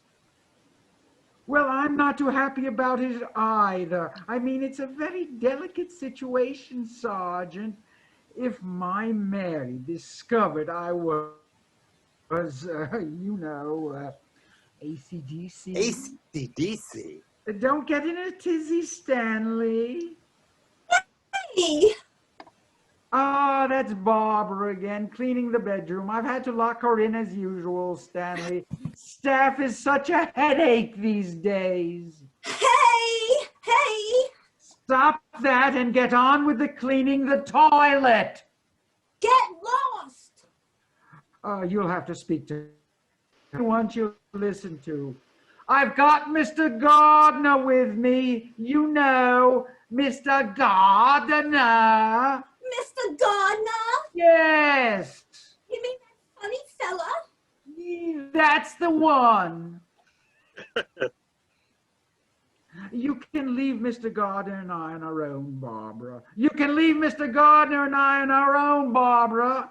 Well, what's he doing here? Don't let it upset you, Barbara. Has he brought his cucumber with him? Barbara doesn't really approve of Stanley. She's very straight, and with him being rather bent. Don't bother us for a moment, Barbara. I won't. I would like to say categorically. You said it very well, Stanley. He's been practicing. I think maybe I'll be going Mr. Smith. Oh, must you? Yes, it looks as though I put 2 and 2 together and made it come up 5. We all make mistakes, and there won't be any need for this to go further, will there? I suppose not. No. I would be awfully grateful, wouldn't we, Ducky? John puts his arm through Stanley. Stanley pulls his arm away and marches and sits in a chair. And I think you ought to get back home to your wife, Mr. Smith. Mary? You'll probably be needed there to look after her. She's had some very distressing news. Has she? About her grandparents. Her grandparents? Mr. Gardner knows all about it. He was there when Mrs. Smith received the sad tidings. What sad tidings exactly? Oh, shall I tell him, or will you? I don't care who tells him. Well, that sounds a bit callous. I feel callous. Now look here. Just because you and Mrs. Smith are rivals for his affections... Hang on. What exactly has happened to Mary's grandparents? They fell off of a mountain. Mountain? Yes, sir. The Canadian Rockies. The Rockies? Yes, sir. I didn't even know they'd left Sydney. Sydney? They've been staying with Mary's brother, Sidney. Sidney lives in Cincinnati. Could we start at the beginning, please? I'm afraid they're both dead, sir. Mary's grandparents? Yes, sir. Both of them? Yes, sir. They were on a hiking holiday, apparently. It must come as a bit of a shock. It does. Mary's grandfather's been in a wheelchair for 25 years now. But apparently his wife would push him anywhere. Mary enters from the kitchen. She hesitates, looks at her watch, and then decides to make a phone call. She checks with a piece of paper and dials. She sits waiting for the telephone to be answered. Anyway, at a time like this, Mr. Smith, you'll probably want to be with your wife. Yes, of course, it will have knocked her sideways. It certainly has me. I'll get Mr. Gardner to fill me in with a few more details, and then I'll hurry back to Mary. Yes. And if I were you, sir, I'd stay with Mary. Barbara's telephone rings. John is not sure whether to answer it. He looks at Stanley. Stanley turns away unhelpfully. After a moment, Troughton, who is beside the telephone, picks it up. Hello? Is that 674-3105? Yes, Detective Sergeant Troughton speaking. Oh, good. I got straight through this time. Is Mrs. Smith speaking? Mrs. Smith? From Kenilworth Avenue. You called us earlier this morning. Yes, I remember. I thought your wife didn't know anything about this place. She doesn't. I think I can... That's up! Hello? I'm sorry, Mrs. Smith. Someone was interrupting. Trouble on the line again. Beg pardon? The last time I dialed this number, all I got was heavy breathing. Heavy breathing. I see. I think she's got a hold of the wrong... Shut up and sit down. Well, I'm very worried about my husband's behavior. Mr. Smith's behavior. What's she saying? You shut up as well, Tinkerbell. Yes, he's been acting very queer just lately. Queer. I see. I think she may have sussed you out. He rang me to say he'd be home in less than 5 minutes, and that was 20 minutes ago. So, I'm getting anxious with everything else that's happened. Yes, I still don't quite understand why you're ringing this number. I think I can. Sit! I'm ringing because of my husband. Because of your... Oh, yes. Your cover's been blown, my darlings. Hello? I'm sorry, Mrs. Smith. I was just trying to ascertain why you would ring this particular number. Because it's yours. Mine? Isn't this a good place to get you? What, me? Here? Yes, you and the men. What men? The men you have under you. Eh? Don't you all operate from there? Now wait a minute, Mrs. Smith. Don't try to implicate me in your husband's activities. I thought that's what you were paid to do.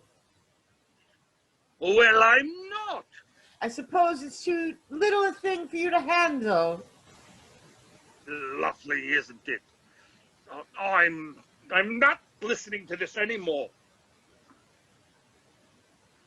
Just ring off, please. If you'd let me explain. Shut up! Oh. Hello? I'm sorry, Mrs. Smith, but there's been far too much smearing of the police going on these days, and I am absolutely straight and normal officer. I am, and it's not my fault if your husband and Mr. Gardner are a couple of pansies. Pansies? I'm sad to say your suspicions are correct. Mr. Gardner's one from way back, and your husband's just turned. Just turns? Yes. But John smokes a pipe. I don't care if he smokes kippers, he's a Nancy. Oh, my God.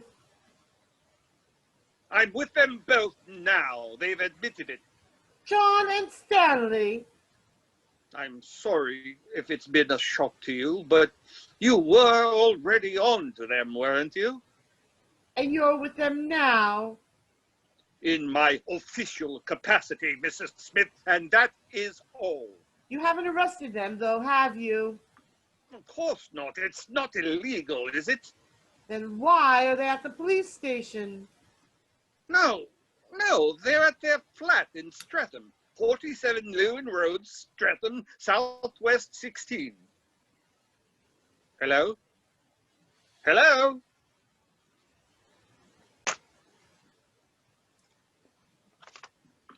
Mrs. Smith? Your wife seems... Oi! And where do you think you're off to, girls? I think I ought to get home and comfort my wife. And I'll try to find someone to comfort me. I reckon the best place you can go is abroad. That's not a bad idea. Well, I'll get back to the station and make my report. I think we should tell him that someone's got hold of the wrong end of the stick. Oh, that's certainly one way of putting it. It seems to me that Mr. Smith had a perfectly happy and normal marriage until you came mincing into his life.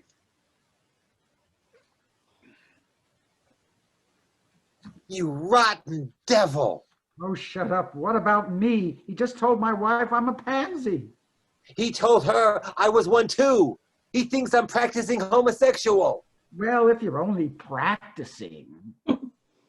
He's going to put it in his report. It'll be on the police records that I'm a proof. Oh, belt up a minute. I'll probably be inundated. Stop thinking about yourself. If he gave Mary this address, I'll ring her and say I'm on my way home to explain. Homosexual. God, I have trouble convincing some people I'm homo sapiens. If you stayed in Wimbledon, none of this would have happened. You are ungrateful. I came to tell you that your picture's in the papers. I know. I had to tear it up. I had to bloody well eat it up. Phone rings. Why the dickens don't you simply confess? I was doing all right till you started helping me. So, there's no reply. She's probably fainted. Hey, John. Your step's getting difficult now. They're coming, darling. What's going on in here? You haven't met my farming friend, Mr. Gardner, have you? No. Mr. Gardner was just leaving. Wasn't it sweet of Stanley to drive over? Yes. We've had lovely chats. Do you know his Jersey cow has still not discovered a mate? Really? Yes. Why do you reckon that is, Mr. Gardner? Maybe all the Stratfordshire bulls are gay. Yes, puffy bulls could be. Well, I'm sorry I can't advise you. It's not really my line of country. And he's very grateful if you'd stop involving him. We're not interested in farming. Who the hell is? It's all right, Stanley. My wife doesn't mean to be rude. Yes, I do. This is supposed to be our day off together, and you seem more keen to spend it discussing bloody cattle with Stanley, right? I'm going to get ready for bed. You can either join me or go back to Stanley's farm and bed down with him. That's probably one of your old cows now. Now look what you've done. Me? Yes, you've ruined both my marriages.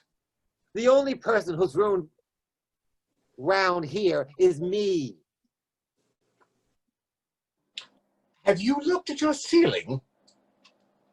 I can't. I've noticed anything coming through. I The can't whole see. I've bloody noticed lot went over. The whole bloody lot went over. 2 gallons of red paint, my dear. The bloody million. Oh, sorry to intrude, Ducky. I told you I'd get familiar. Finished your newspaper, did you? Yes.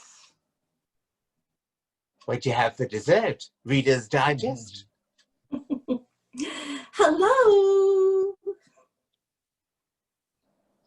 Hello. Hello. Mr. Gardner's a farmer friend of my husband's. Oh, yes. King Edward, pleased to meet you, Your Highness. Thank you. No, it's no joke, my darling. Red paint all over the bathroom floor. Oh. I'm worried it may be coming through your ceiling. Yeah, I'm sure it isn't. You see, I'm thinking that our bathroom is probably over yours. I wouldn't know. It doesn't matter. I'll go and bang on our bathroom floor, and you listen. Your bathroom is probably directly beneath. It's all right. You don't want it seeping through, dear, especially if you're sitting in the bath. Bobby will get it. Well, I think I may as well be shoving off now. Oh, must you? A good idea. You might care to give me a ring later. Let me know how things are at the farm. Yes, do keep up the bulletins. Gentleman on the way out said go right in. Sergeant Porterhouse again, sir. Yes, Porterhouse from Streatham. Sorry to barge in once more. That's okay. Yes, the more the merrier. If you want anything from me, Sergeant, I shall be in bed. I don't think that'll be necessary. Seems a bit upset. Nothing serious. What can I do for you, Sergeant? I just thought you'd like to know that I... Oh. Hey. We have a visitor.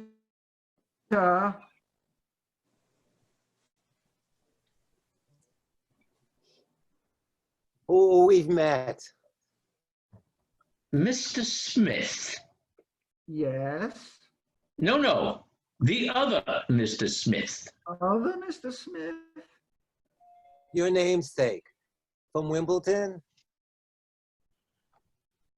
Yes. Mr. Smith dropped in to introduce himself. Yes, I dropped in. Landed here.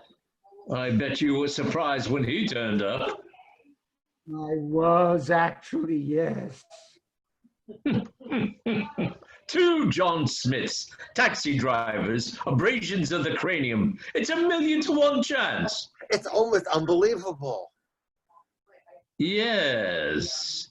Anyway, it's all okay. Mr. Smith here verified the situation vis-a-vis the mix-up over the names at the hospital. Thanks, John. Don't mention it, John. So no problems. No problems. Thanks for calling. And I'm sorry if I arrived at that slightly inopportune moment this morning, Mr. Smith. Oh. He was planning to get Mrs. Smith into bed. Was he? I'm sure you can understand it was a very delicate situation. We're used to getting involved in domestic squabbles, but like I said to Mrs. Smith after you'd gone, don't take it out on Stanley. Hang on a second. Stanley is my little boy. Ah. Mary's in mine. Ah. Little Stanley. Little Stanley, yes. I've decided to give you 5 more minutes to join me in bed. Darling, we've got visitors. Oh, don't mind me. I'm broad-minded. It must be catching. Wednesday morning, NWW. Are you staying long, Sergeant? I'm just on my way, Mrs. Smith. I bet you got a surprise too when this gentleman turned up. Nothing he does would surprise me. Oh, with them having so much in common, though. Don't tell me, bullocks. Beg pardon? I'll be with you in a moment, darling. Less than 5 minutes. And in that time, perhaps you could resolve your future relationship with Stanley. His relationship with Stanley? It's quite easy to explain. Mrs. Smith and I were suggesting to the other Mr. Smith that he may care to have a little Stanley fostered with us here. Fostered? It's just a suggestion. Oh, are things as bad as that at home? And getting worse. It might be the best for the little lad. Yes. Well, I'll see you out. Right. Doorbell. On second thoughts, I'm sure you'd like a cup of tea, Sergeant. Tea? Mr. Smith, why don't you take the sergeant into the kitchen and put the kettle on while I open the front door and deal with whoever it may be. A cup of tea would go down very nice, actually, sir. After you, Sergeant. Rightio. We'll have a good old chat over a cuppa. You tell me all about your problems with little Stanley. Little Stanley is likely to get arrested for bloody murder. Stanley! Stanley's at bloody school! Stanley's father, Mr. Smith. What is it? May I have a little word, Mr. Smith? Hi, guys. Hi, how's everybody? Won't keep Mr. Smith a second, Sergeant. Help yourself to sandwiches. Disaster. What? Mary. Mary? What about her? Outside. No! I went to answer the bell, open the front door. Mary. What did you do? I nearly died. What did she do? She didn't have the time to do anything. I slammed the door in her face. Doorbell rings. I don't think she took the hint. No. Did she look cross? You look like a woman who'd just been told her husband was a pansy.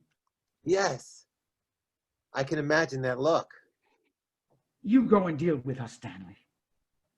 Me? She thinks I'm the one who turned you. Well, anything's better than her finding out about Barbara. Doorbell rings more urgently. Maybe I can get out the back way. No, that's no good. Best I can think of. She's already seen you. You deal with it. Don't say deal with it. Could I interrupt this moment, please? Of course, sweetie. Stanley was just showing me how his potato grating machine works. Fascinating. I don't know if either of you or Mr. Gardner have noticed, but there is someone at the front door. Yes, I've dealt with it. They don't seem to be aware of that. I've been out to them twice. Damn nuisance, aren't they? Yes. Who is it? You might well ask. I am asking. Yes. It's a nun. A nun? Yes, from that convent on the other side of Streatham Common. What does she want?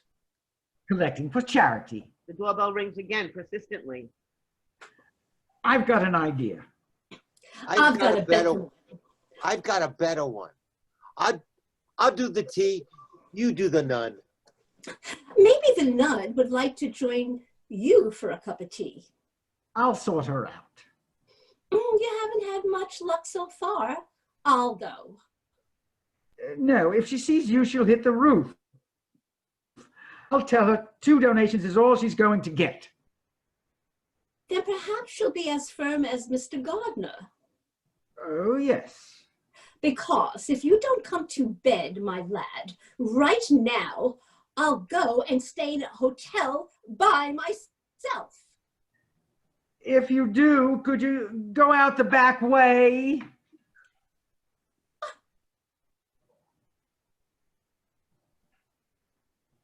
Just hold your horses, Mary. I've been at that front door for ages. Well, you found the back way in. Now, what's going on here? What are you and John doing in Streatham? And what's all about you being a couple of pansies? One question at a time, please. Are you all right, Mrs. Smith? No, I'm not. I want to know what my husband is doing in this flat. I'm sure he'll be only too pleased to tell you. Yes, of course he will. John slammed the door in my face. Did you? John did. I heard you. I think we're ready for that tea now, Sergeant. All right. But you listen to me, Mrs. Smith. I think what's being proposed here could solve all your problems. And what exactly is being proposed? That Stanley comes to live here with Mr. Smith. Let's make the tea. You crafty, scheming little fairy. Now, Mary. There's me thinking John's out driving his taxi every night, and all the time he's shacking up with you in Streatham. It's all right, she's gone. Hello, darling. Go on. It's Stanley's turn now. She's a bit upset. Oh, dear. Tell me about it on the way home. You are bloody home, aren't you? Not so loud, darling. Hey!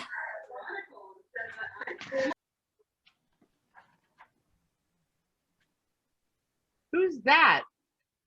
A sort of person, that's all. Won't be a moment. I'm just dealing with the lady who was at the front door. I don't care what you're doing. Open this door now. I think I've lost the key. No, you haven't. You've locked me in again. Off we go, darling. Open this door. What on earth is going on? Nothing's going on. Suddenly, there's a splintering crash and the bedroom door bursts open. Barbara hurls into the room and lands on the floor. She's dressed to go out. The suitcase with which she has struck the floor flies across the room. She pulls herself together while John and Stanley assist her to her feet. Mary moves downright, looking bewildered. Porterhouse pops his head round the kitchen door. Now he carries a kettle.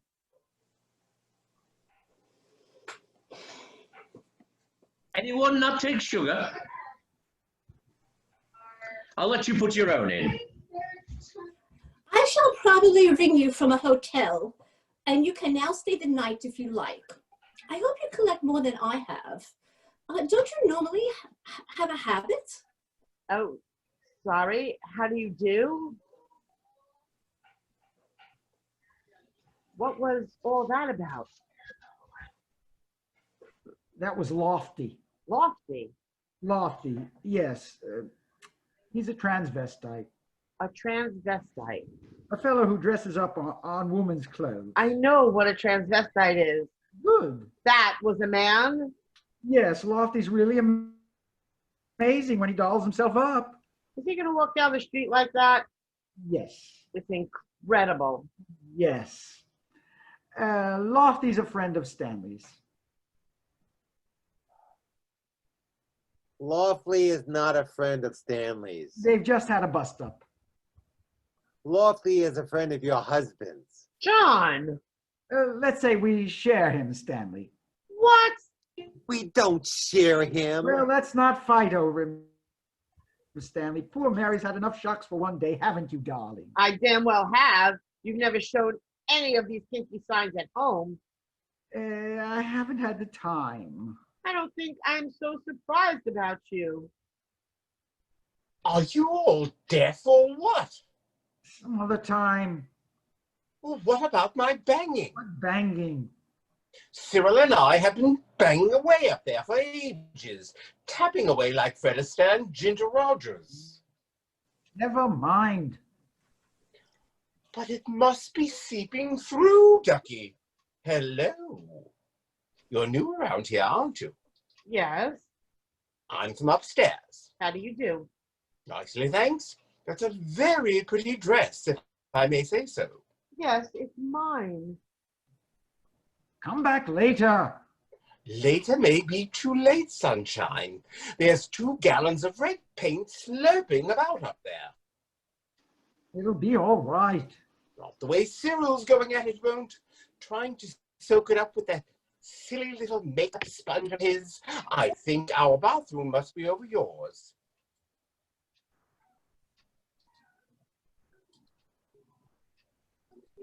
Continue. I know, I got lost. Sorry. Oh, okay. I think our makeup must be over yours. Yours is through there, isn't it? I'm sure it won't come through. Right, tease up. Now, who's going to be mother? Take your pick. I'm not superstitious. I'll pour. And what exactly are you doing here? Don't worry, it's not official anymore. I'm just being the good fairy.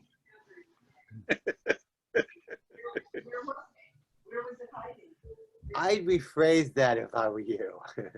You'll excuse me, I won't stay for tea. I must go to your bathroom. I've got to satisfy myself. He's not with us. Who's for tea then? What a good idea. Nice cup of tea. Ooh, a cup of tea. No tea for me, thank you. Oh, and what about Mrs. Smith? I said no tea for me. No, I meant the other Mrs. Smith. What other Mrs. Smith? The one who lives here. He means Lofty. Oh, that's very nice. Mrs. Smith. Lofty. I like it. Has he met Lofty? Yes. All dolled up. Yes. Lofty. Do you know what I call mine? Mary looks astonished as she takes in what she thinks is the implication. John and Stanley relax to each other as they realize what Mary must be thinking. John buries his head in his hands and Stanley banks his cup down in the saucer. Yours? Oh, mind you, we've been together longer than Mr. Smith and his Lofty. We've had 20 years of it. No sugar for me. Thank you. I call mine gruesome. It's just a joke, of course. God, is everybody at it? It's only a silly sort of a game, really. A game? Yes, a game, no harm. 2 lumps for me, please. Actually, I think my wife has grown quite accustomed to gruesome. Your wife doesn't mind. Of course not. She's got a name for me. I bet she has. Guess what it is? Cynthia? No, no. Pussy. Why pussy? He reckons I'm always purring. With such an understanding wife, I'm not surprised. Oh, she's lovely. And she's perfectly happy about gruesome. After 20 years, she ought to be. This is a real eye-opener. Does your gruesome dress up like his Lofty? Oh, only when we go out dancing together. Dancing?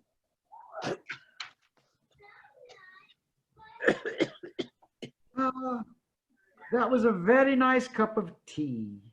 Yes, it was. Very nice. Thanks for the chat, too, and all the advice. Oh, pleasure. I know how important a happy marriage is, but we have to learn to adjust when there are difficulties. You see? Well, I don't think I'm prepared to adjust as much as Pussy's wife did. Give and take. Now, I'd like nothing more than to see Mr. Smith kiss and make up with his Lofty, and you to have that morning in bed with him. I see. And you think that would give me a happy marriage, do you? No, definitely, Mrs. Smith. Well, I think you're a perverted old poo. Mrs. Smith is a bit upset, Sergeant. Remember her grandparents? That was the other sergeant. Oh, was it? My grandparents? It's okay. Has something happened to Granny and Granddad? No, Then why did you mention them? because I thought he would remember them, but of course he wouldn't remember them because he told the other one. Got another one over there. Why did Mrs. Smith call me a perverted old poof?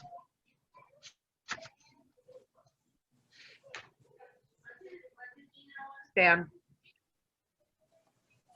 Oh, because she's upset about her grandparents. I see. They are. They're staying with your brother Sidney. My brother Sidney? Lives in Cincinnati. Cincinnati? Yes. Stanley's potty? Is he still using one of those? Ah!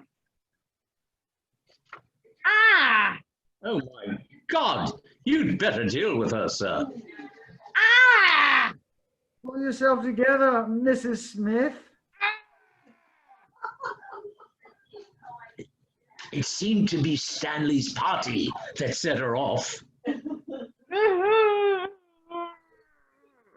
It's pouring through your bottom ceiling. What's up with her? He's having hysterics. She's worse than Cyril. Just look after your paint. I'll get a bucket from your kitchen. Excuse me, love. Who the hell is that? From upstairs. Upstairs. Shall I ring for a doctor? No, I think our friend here should take her home. Oh, she's in no fit state to go anywhere. Hang on, I've got those pills the hospital gave me. Is that advisable, sir? They're only for headaches, can't do any harm. Get some water, will you? One more dance and I really must go. Who's that? The police. Oh, God help us all in Oscar Wilde.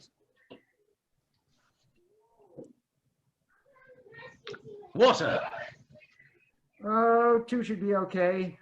Drink that and swallow these. Drink this and swallow these. No! Oh my God. How many did she take? About a dozen. Bloody hell! Make her sick. What? Make her sick. Where's the bathroom? Through there. Right. Lift. Come on. They go behind. Oh, it's an orgy. It's nothing of the kind. She swallowed some pills. Make her sick? Thank you. Salt water, Mr. Smith. Salt water, right. And some bicarbonate of soda and vinegar. God, she'll explode. Do as you're told, Mr. Smith. All right. Excuse me, is your name Smith as well? Don't you bloody start. Porterhouse gets behind Mary, puts his feet against her, then marches her off into the bedroom with his arms around her waist. They exit with Mary bouncing up and down like a puppet, singing quite happily. John hurries in from the kitchen with a glass of salt water and runs across the bedroom without noticing Barbara. Before Barbara can move, Stanley hurries out of the kitchen with bicarbonate of soda, vinegar, and a bottle of tomato ketchup. He rushes into the bedroom as Bobby rushes out carrying a plastic bowl full of red distemper and enters into the kitchen. Barbara moves down bewildered as John hurries into the bedroom.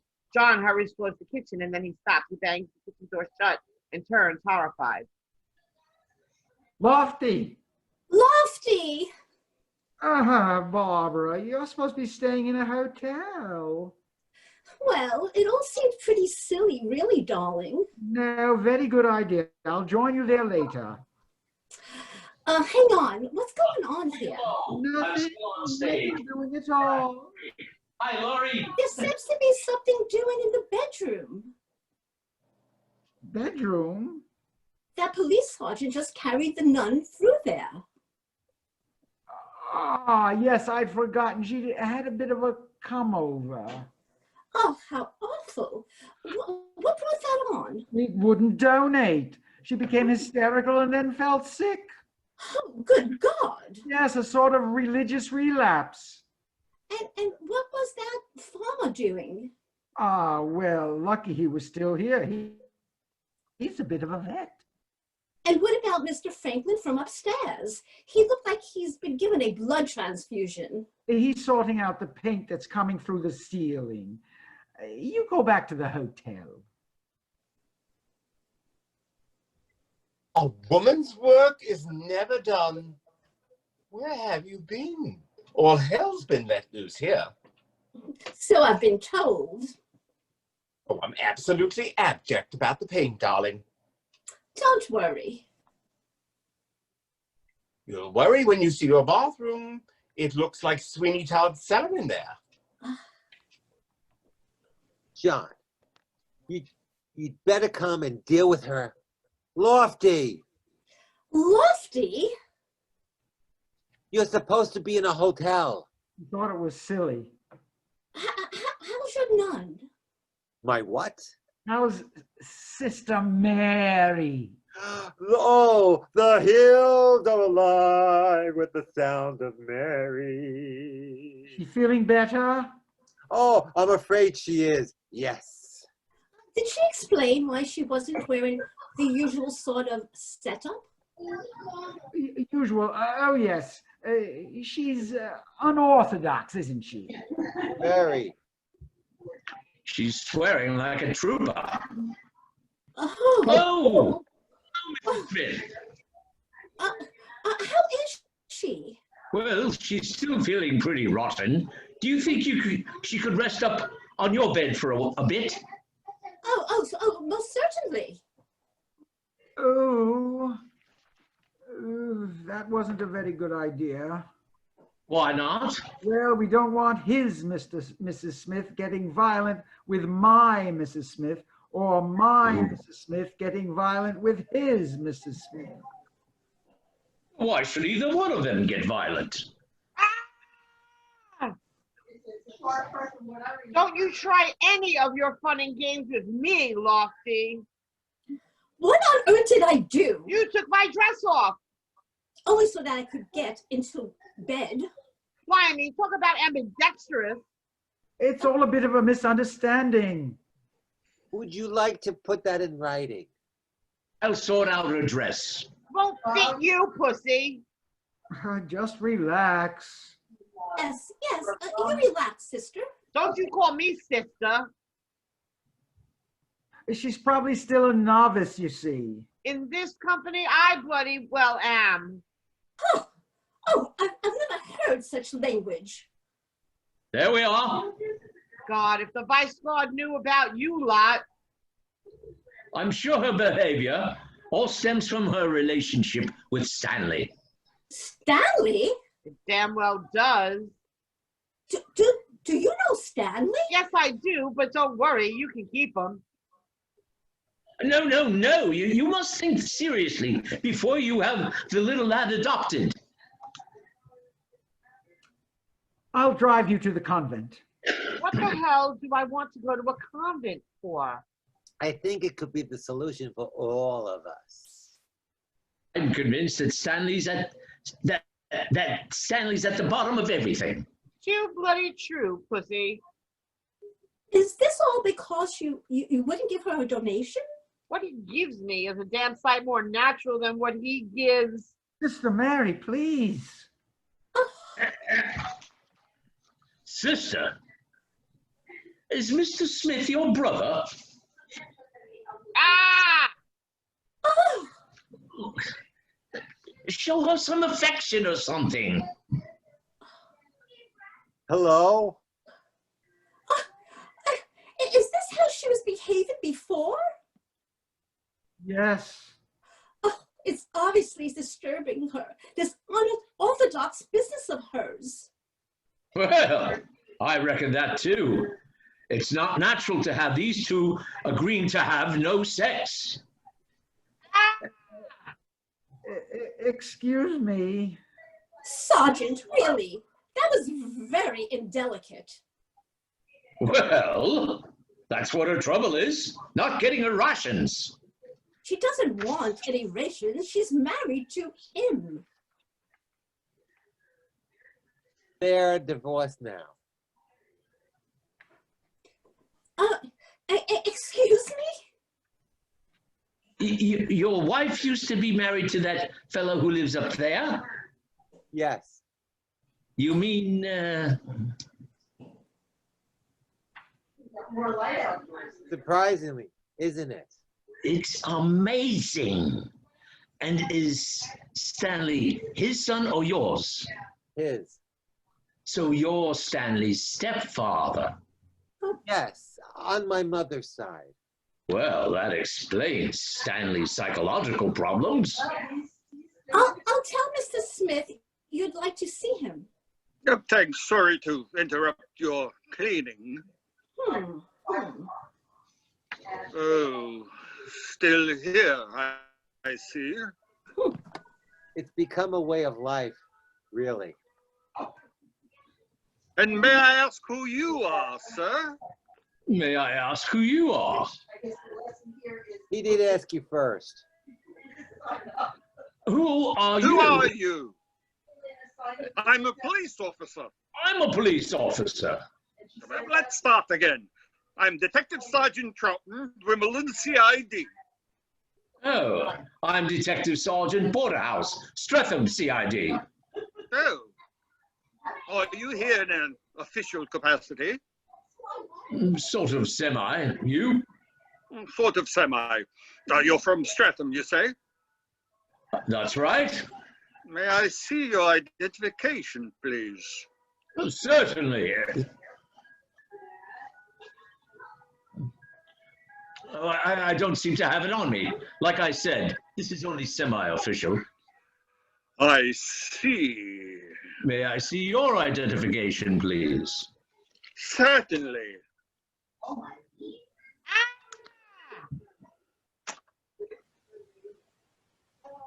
Mrs. Smith! Oh, thank God you're here. Well, I only came to tell Mr. Smith we wouldn't be taking the matter any further. Take it as far as you like. This is a right porno place, this is. Porno place?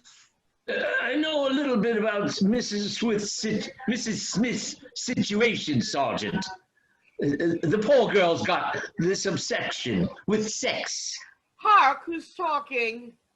She's cut herself off, you see. Pity you haven't.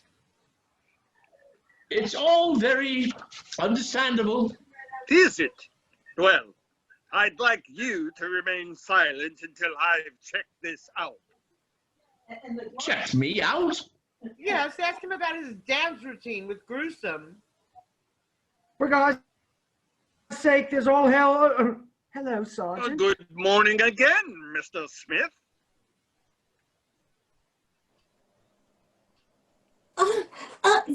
That sister hit me. And you'll get another if you touch me again, Lofty. Is this lady your sister? Lady, come on, show us your boobs, I dare you. Well, hang on. Let's just write the Mother Superior and get her out of here. Mother who? I'm staying where I am, Lofty. It's little Stanley and her ex-husband that's caused all this. I've asked you to be quiet, sir. Barb. Oh, are you a police officer? Yes, I am. Oh, and then they float you around daylight savings. Stanley. Oh, may I say something? No, you may not, Mr. Gardner. Then may Mr. Smith say something? No, he may not, Mr. Gardner. Why are you calling Mr. Smith Mr. Gardner? Shut up. You just called him Mr. Smith. Yes, he's a taxi driver from Wimbledon. Taxi driver? He's a farmer from Gatwick. Farmer? He's a pansy from way back. That much I know. May I say something? No! No. Now, if Stanley's stepfather is a pansy as well, that would affect the little lad. Like at Look, I intend to make some sense out of it. Mr. Smith. That's me. And him. Belt up. There are two of them. I can see that. Two Smiths, I mean. That's their cover-up for the homosexual activities going on here. What homosexual activities? You take the cake, Lofty. The activities between him and him. What? They've admitted it. But they only just met. Yes, I introduced them.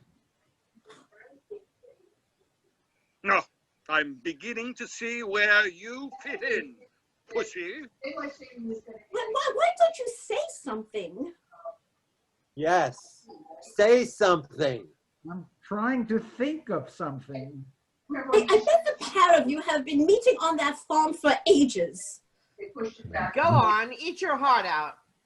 I want to confess. You've confessed already. Shut up. A proper confession. He'll decide what's proper.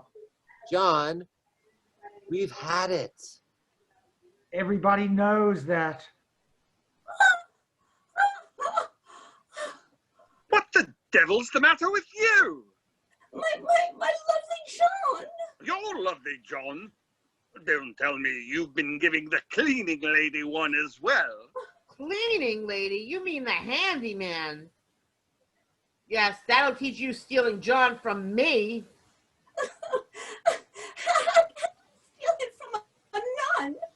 a nun. Is that what you've been saying about me? Just because I like my sex normal? Mary, Sex? Where the hell can you go after farmers and nuns? Barbara. Well, that's it. The whole bloody ceiling's in the bath now. And who the bloody hell are you? Who wants to know, sunshine? Detective Sergeant Troughton, sunshine. Whoopsie-poo. So, where do you fit in? I practically live I here now. see. I've got the flat above normally. Normally. So, you live upstairs? With Cyril, Cyril. I see. I say, is Cyril Stanley's brother? Well, I'm confused about a lot of things, but I'm sure Stanley should have been off that party years ago. Shut up, pussy! And what do you and Cyril do, exactly? If we ever get around to it, we make You make? frocks. A right bloody nest this place is. You! Back in the bathroom! I don't think there's Do anything as more. you are told! Bossy boots. I think the time has come. I think the time has came hours ago. I should have listened to you earlier, Stanley. It would have saved a lot of heartache. Yes. Well, that's what I said. You did. He did. Okay. Here we go. The truth, Of course. the whole truth. And nothing but. Firstly, I would like to dispel the rumor that the young lady who just rushed out in a flood of tears is a nun. This is a concoction entirely of my own making, nor is she married to Mr. Gardner, who does not have a disturbed schoolboy son called Stanley. And for those who have been led to believe otherwise, Mr. Gardner practices neither as a farmer nor as a homosexual, nor any combination of the two. Secondly, I wish it to go on record that the charming but hysterical lady through there is neither my daily help nor is she a transvestite. Finally, I would like to say that all the aforementioned little white lies were contrived by me for the simple purpose of covering up my guilty secret. I am married to that lady in there and live here. At the same time, I am married to the other lady and live somewhere else. Correct, Stanley? Correct, John. Huh. You lying bastard. John takes this in and slowly looks around blankly at Stanley, who was standing there dumbfounded. John's face breaks into a smile. Stanley starts to cry. John kisses him. The music plays Love and Marriage, and the curtain descends. End the play. What was that background?